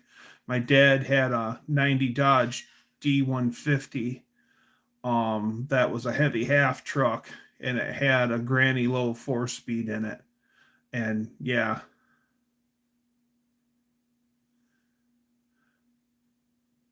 yeah, if you can operate a clutch on a motor, yeah. Buff makes a good point. If you can drive a motorcycle clutch, then that translates pretty much the same for a car clutch. It's just instead of it being on the hands, it's at the feet. But same principles apply. Dad used to drag race Corvairs, won a bunch of trophies with them. His favorite was a 966 Turbo Spider 4-speed. Those were pretty spicy.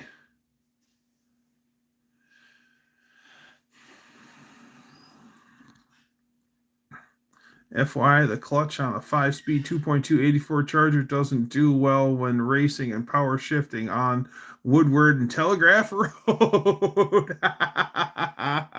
Mean Street Mopar, what's happening? I'm trying to find you a couple of cop caps, my guy. I'm keeping my eyes peeled for you. My girl does the only one I've ever drove was a Yamaha Banshee, and I barely even know how to use the gears. Well, the same principle applies, Braden. If you can ride a motorcycle or a quad with a clutch, you can drive a car. Just one's with the feet, one's with the hands. I'd love to go back and race on Woodward back in the day. I'll bet you tonight you could probably, well, not tonight, but I bet you next weekend you could probably cruise Woodward and look for some action. It's still out there.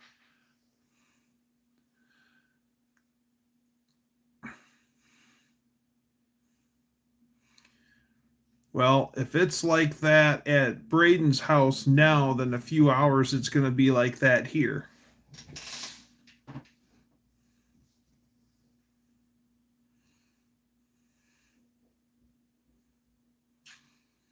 They're in Wisconsin. In northern Wisconsin, I believe.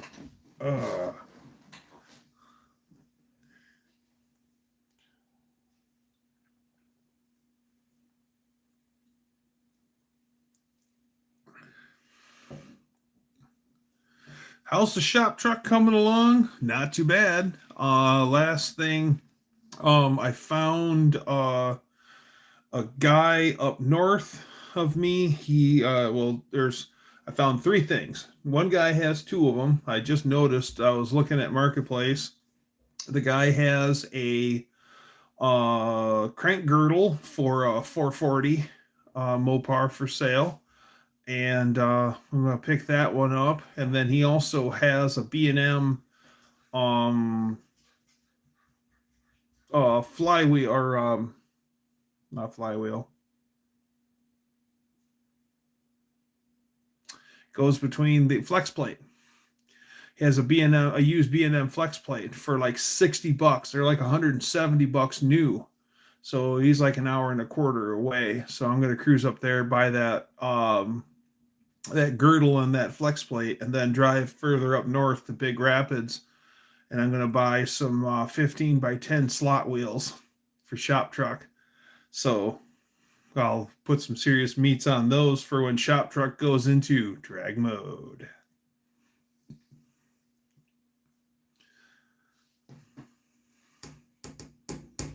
Two-stroke with a clutch is a bit harder because you have a lot of giddy up. Yes. I like the Cummins for teaching because of all the low RPM torque. Feel for a while it's slow. Right. Yeah, that's what's nice is you have all that torque where they just get to let out the pedal. Same thing applied with granny gear in my dad's Dodge and it had a 323 gear in it also. So it was easy to get started. Yeah, slowly working my way towards the goal there, Mean Street. Drive it like you're mad on it. Well, the old guys would tell you how to drive a Detroit diesel was a lot like the guys that would tell you how to drive a Volkswagen.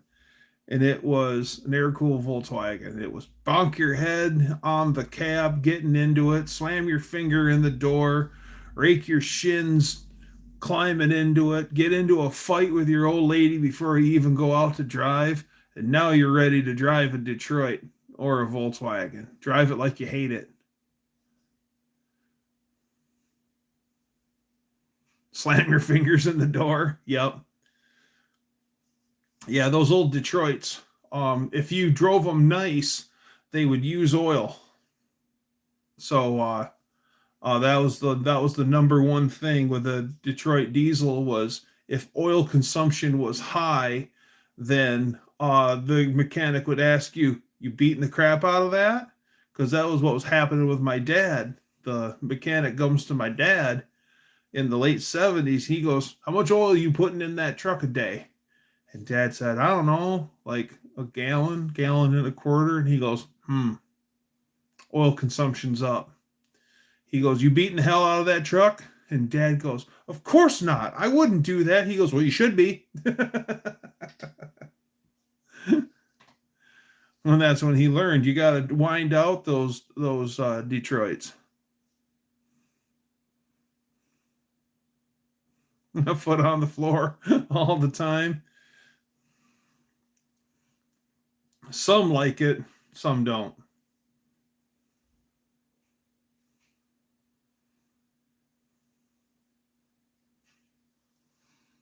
Freaky thing about it, Detroit, is it backfires and it'll light up and run backwards. Yeah, then you got like 18 speeds of reverse.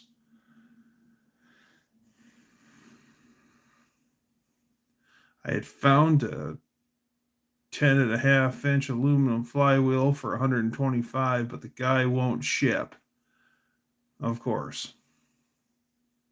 I have a 240 inline 6 with 272 gears. Oh, wow.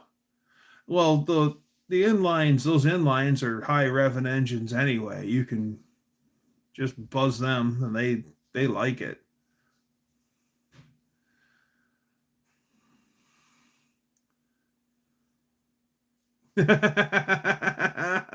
Yeah, stall it out. My dad had a 671 run backwards on him. He stalled it out in city traffic.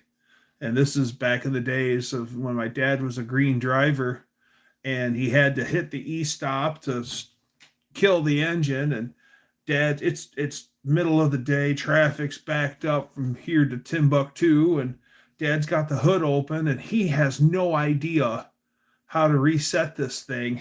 And Dad's lost. And so I'm just a baby at this time. So this is the late 70s. And Dad said, here comes this old trucker, old gray-haired old boy. And he goes, what's going on? And he goes, oh, she run backwards on me and I had to hit the shutdown. And he goes, Dad says, I don't know how to get this right. And the old boy said, do this, do this, do this, do this, do this. All right, there you go. And got him started. And Dad's like, oh, thank you so much. What do I owe you? And the driver goes, you don't owe me nothing. Let's get this show on the road. Because he was backed up. He was in the traffic jam too. But yeah, them good old boys took care of each other.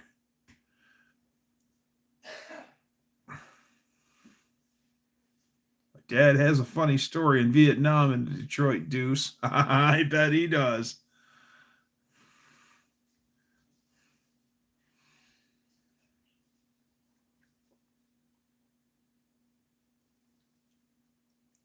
Somewhere in Kentucky, hey, if it's close to Dan IT guy or Eric, they could probably get it shipped to you or pick it up for you. I'm not volunteering them, but it's a possibility.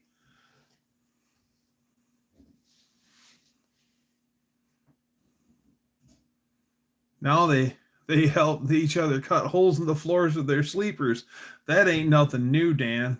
That ain't nothing new.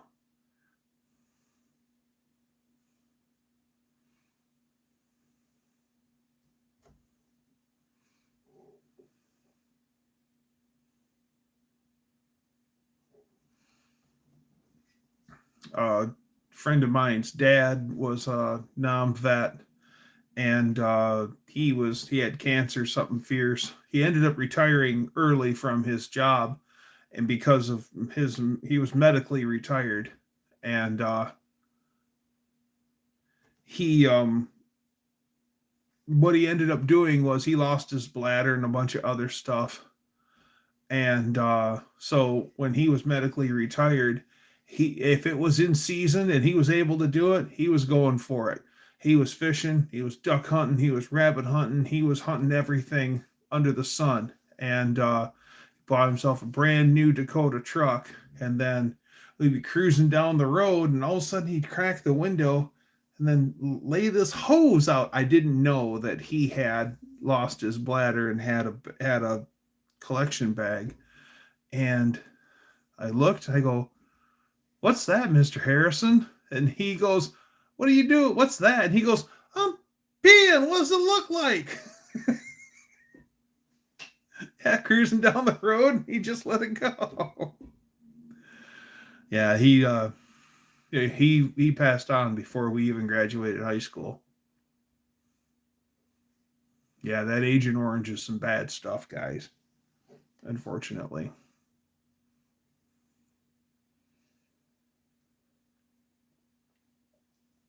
Cave City, Kentucky.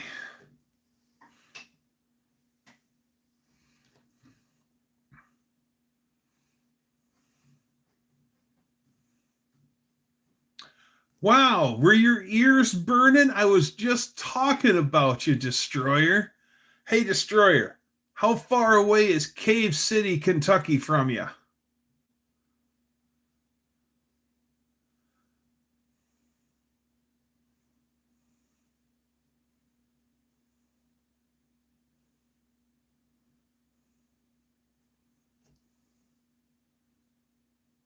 Hundred miles from the Bufferino.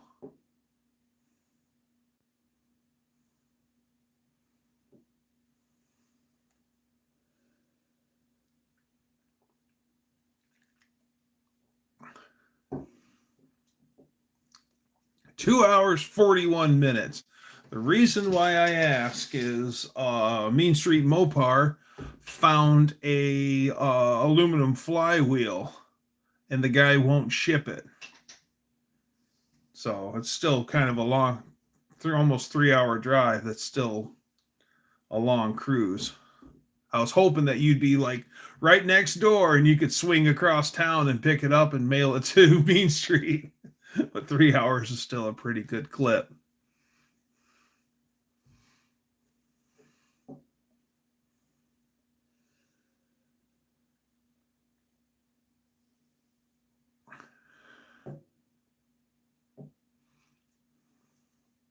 Will he ship it? I don't think the guy will ship it all.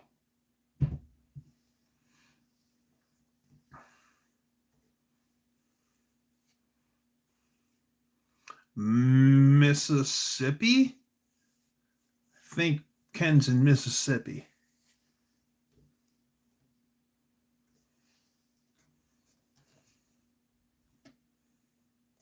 That's a problem. He won't ship. It's too bad that you couldn't. Yeah, that sucks bad. It's really too bad that you couldn't like call the local, the UPS store and say, "Hey, if I have, here's my information and here's my address, and if this guy brings in this part, will you box it up and mail it to me?" And just see, the guy won't ship, but if you could just have him take the piece and bring it to the UPS store, we'll say, and then see if they would just box it up and ship it to you, for a fee.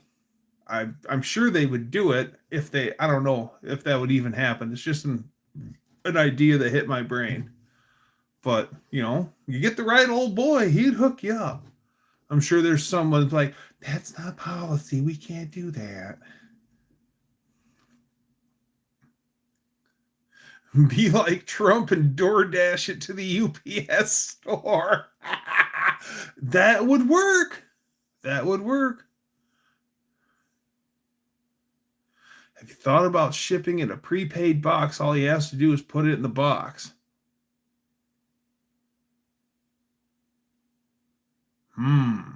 That's a good idea.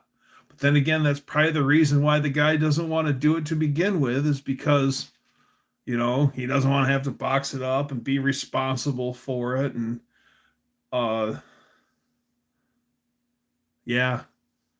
Well, years ago, Lady Dougster's dad bought a laptop off of eBay, and this is like 2004 or 2003. And he bought a laptop for a good price, and the kid literally took a paper grocery sack and wrapped the laptop up in a paper grocery sack and wrote the address on it and put postage on it and put it in the mail. It was ruined by the time it got to Lady Dougster's dad. He literally got it, opened it up, looked at it, and went and put it in the trash can. It wasn't packed at all. It was literally wrapped like a present in a paper grocery sack. Who would do that? Just put it in a pizza box and tell them it's a really heavy deep dish pizza.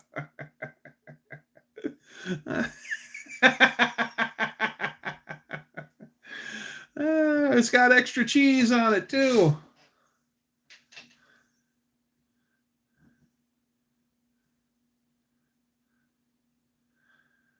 Wow, people are crazy, that's for sure. My dad had bad times as well.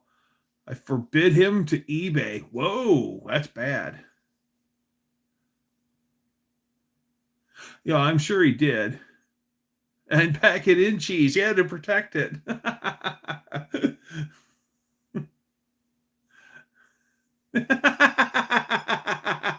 It does. It does have teeth. That's funny, Brother Bear. Yeah, it'll chew on you. Big pointy teeth. It's not delivery, it's the flywheel.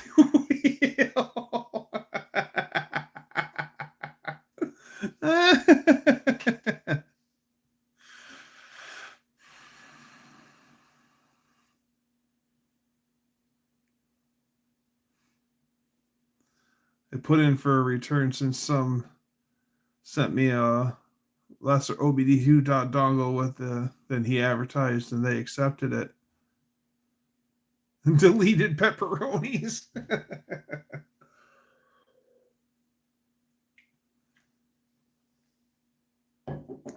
Well, it was worth a try. I was just hoping that it would be half an hour away or some crap like that. Because that's the beautiful thing now is here we are with the Gearhead Network where where even if they don't ship, we might be able to make something happen. So that is really cool.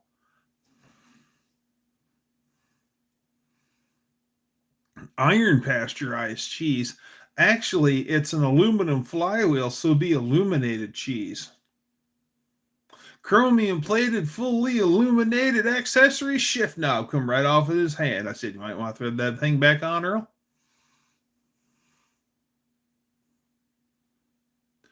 Oh, yeah, the head gasket. I mean, if you don't know, but still, no, you don't fold a head gasket. That's stupid. Oh, Faith sent pictures.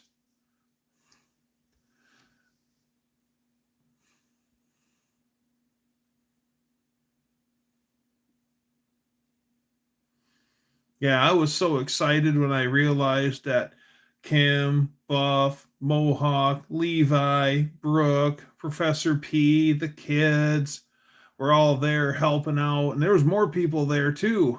And that was so cool to see everyone helping Dallas work on his Buick. I know a bunch of stuff got done and it was actually fun. Just because light hands make easy work. That was cool. Packed some fragile stuff in a box of little plastic wrapped candles. The woman had kids. I worked well. The kids loved it. Nice. It was fun watching Professor P and Dallas trying to put that rear end pig gasket that didn't fit.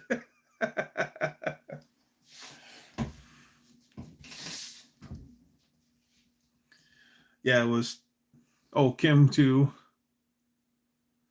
It was Dallas's 50th birthday too. That's awesome. I heard it was his birthday. I didn't realize, man, Dallas is only 3 years older than me. Wow, okay.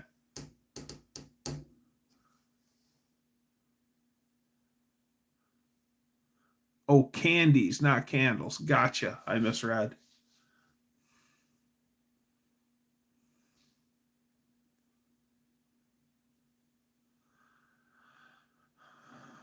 I'm 51. Ah, dang it. Yeah, I'm 47. I'm younger than you are. I'm younger than you are. Oh, but Buff, he's 53. That's his story, and he's sticking to it. 53.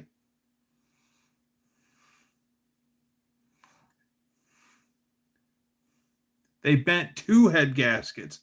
That's ridiculous. Times two. Dallas is 15 years younger than me. I feel almost dead. No, don't talk like that, old Mac.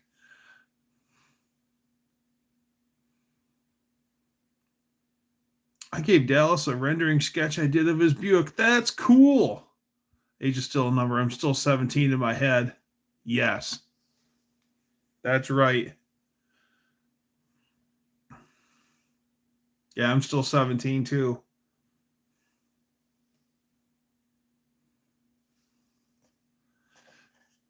Wow. The old guys are the important ones because they have all the knowledge. Because old guys rule. Yeah, Danster, I know that's right.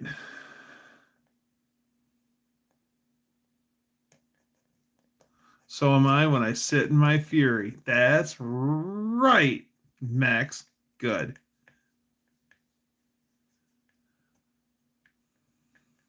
You know who worked the hardest at Dallas's house?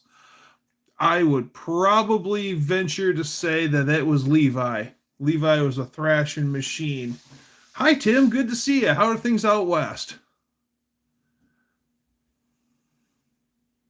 We are Google before Google was here. That's right.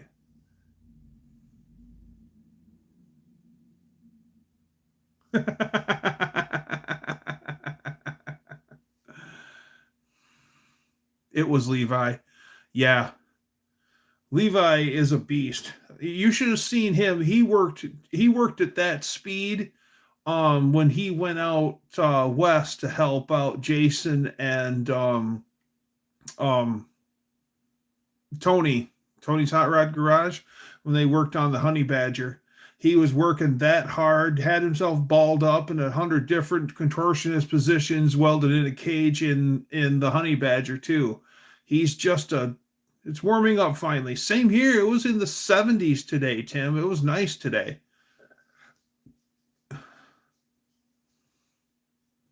Almost old enough to be a modern day president of the United States. uh,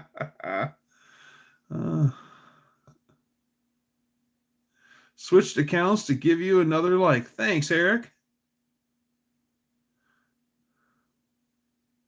I think Cash was the only one younger than Dylan. Cash was funny.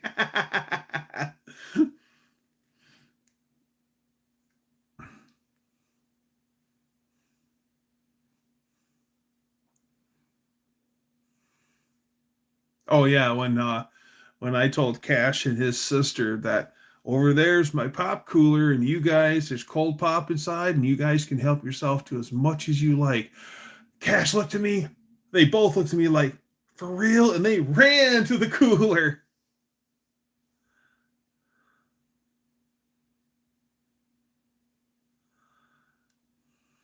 We ain't had a president younger than me, but the day is probably coming. Saw Levi do something I've never seen before. He was TIG welding inside the car, and Brooke was operating the pedal outside the car. Yes, yes, I've seen that done before. Brooks, I'll tell you what, she impresses me. She's a good woman. You can tell that she is just a good woman, and she is 110% in Levi's corner. Doing a brake job on my daily. Guess I can do a short on that. Yeah, yeah. Brakes are important.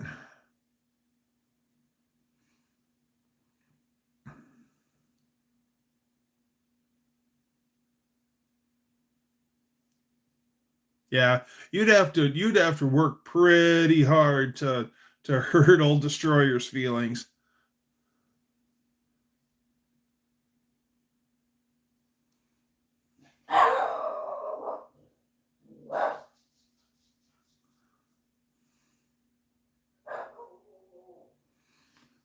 Yeah, the problem is that you get in some of those contortionist positions and you can't run the pedal to TIG weld.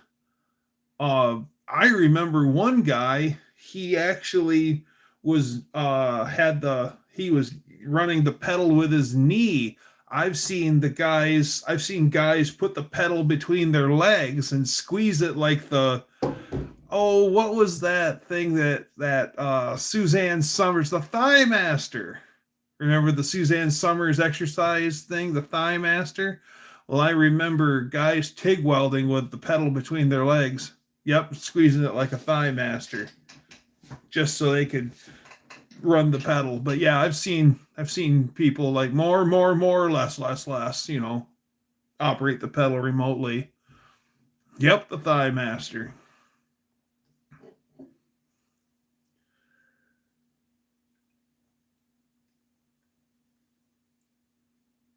There's an old one of the Dean Martin roasts, I think it is.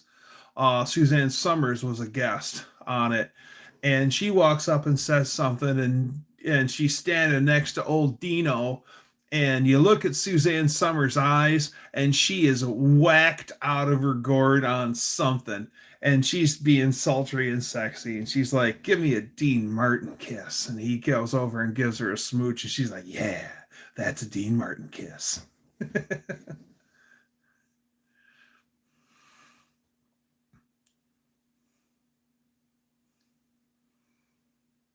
I watched that in slow motion as a kid. Yeah, the whole time, old Eric saying, "Come on, knock on my door. I've been waiting for you. Three's company too. Come on, dance on my floor. We're going to learn a step that is new." Yeah, I'm sorry about your friend too, Max. We use the slider switch on the torch. I don't like it as much as the pedal. The pedal you can is easier. Yes. Thanks, Destroyer.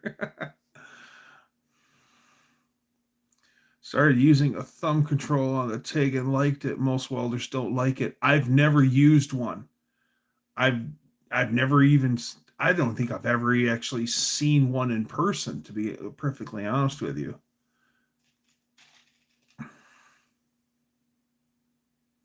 Okay, your niece. Well, sorry, Max. Sorry for your loss. It's always hard when somebody in your family passes on.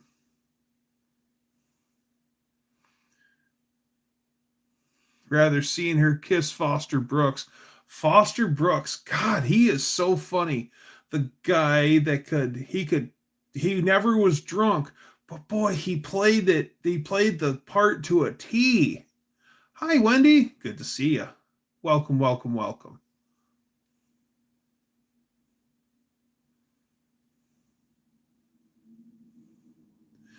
Yeah, I right at the end of my senior year, I took welding in at the vocational center, and I was TIG welding on my senior year, and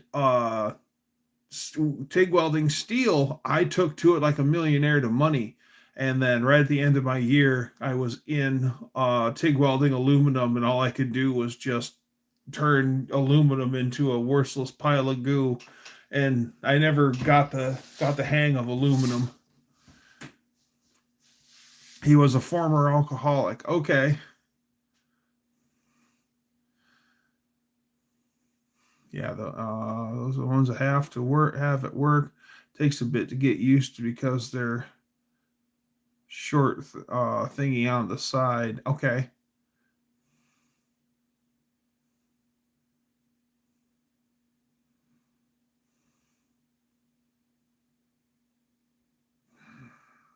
It sucks. Yeah, and that's what's even worse is when they're young. You know, at least let them be old when they get taken. Not that it's good they get taken at all, but at least, yeah, it sucks when they pass young. Oh, Don's sister, oldest of the five. That's rough. My heart goes out to your husband and your sister-in-law. Cancer sucks. Oh, speaking of which, I got my results back from my medical procedure, and I don't have cancer. Yay! So, yay! I'm happy to see that. Never had a chance. I am sure she's what? Yes, yes. The thumb wheel, and the other one has a spring-loaded lever. Yes. Yeah, yeah. FC for sure. Yeah, I had my procedure, and then they took some they found a few things, and then they sent those off to have them tested, and yeah, it all come back cancer free. So yeah, so I was really excited. I was all happy because Lady Dougster seen the letter sitting on the table, and she's like, "You got a letter from the medical office," and I'm like, "Well, I guess let's figure this out." And I read it, and I'm like, "Hey, check it out, cancer free, baby." They want me back in 3 years to retest, but hey, I'm fine with that.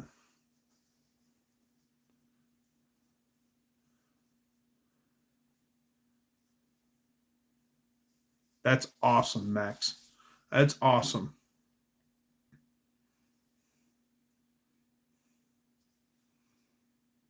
Don's having a procedure on the 24th. Well, I hope everything goes okay for him.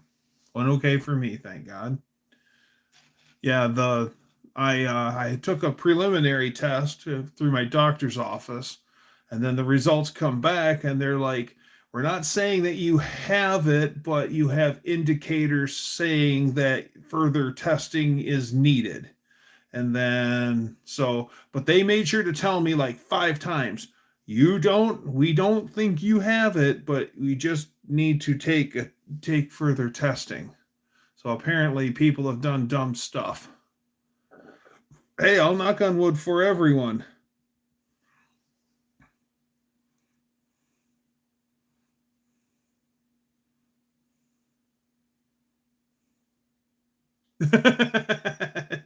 Make contact, open it. Uh,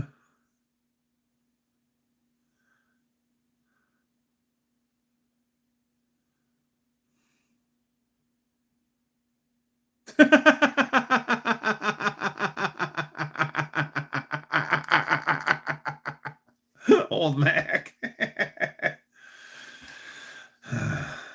Oh, I wanted to show everyone who didn't get to see it earlier. Um, there. It's backwards, but it's a 1.5 ton. It's a new old stock license plate topper from some state for like a heavy truck. I got that out of an auction every Sunday. The Nobody Show for Nobody Else's Auto. They have an auction every Sunday night, and I bought all sorts of neato stuff, and that's one of the things I got. It's pretty cool. And then that Pepsi cap, my sister got for me, because everybody knows Dougster's all about Pepsi.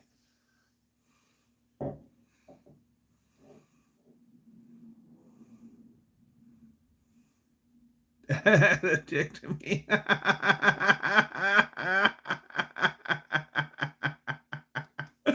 couple weeks ago, I took the company's actual hearing test and I scored 100. I thought I was pretty good. Scored like golf. I said, huh?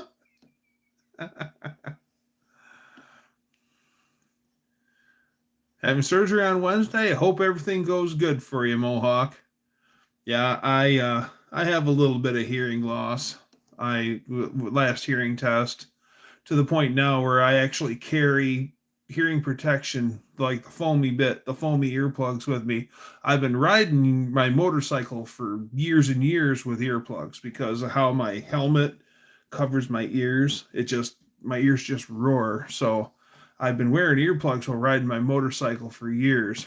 And so yeah, now I'm a little more precautious about my hearing because, yeah. And I mean, being around open exhaust motorcycles and heavy equipment and hot rods with open headers and being at the drag strip and going to the races and all sorts of loud hobbies and playing with lead propulsion devices without hearing protection too over all the years. So yeah, I'm not surprised. So I'm trying to preserve what little I've got. I don't want to be the old guy that goes, huh? What? Hey? Get yours today. Who's Doris Day? I heard of her. No. Get yours today. What? Hawaii's got the lei. Isn't that the thing goes around your neck? No. Get yours today. I mean, huh? I read lips.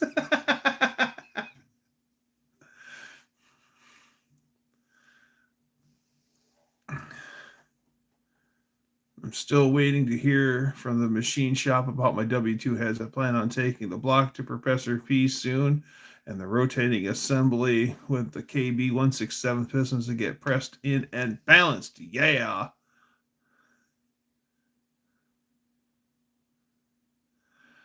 What's happening?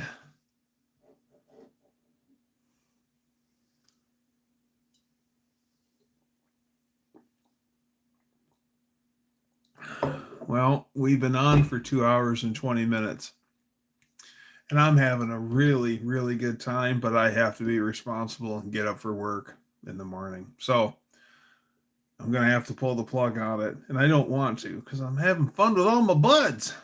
But so thanks for coming, everyone. I always enjoy hanging out with you. Be here next week. Same Dougster time, same Dougster channel. Let's be like the Beach Boys and let's get together and do it again. Bye, everyone.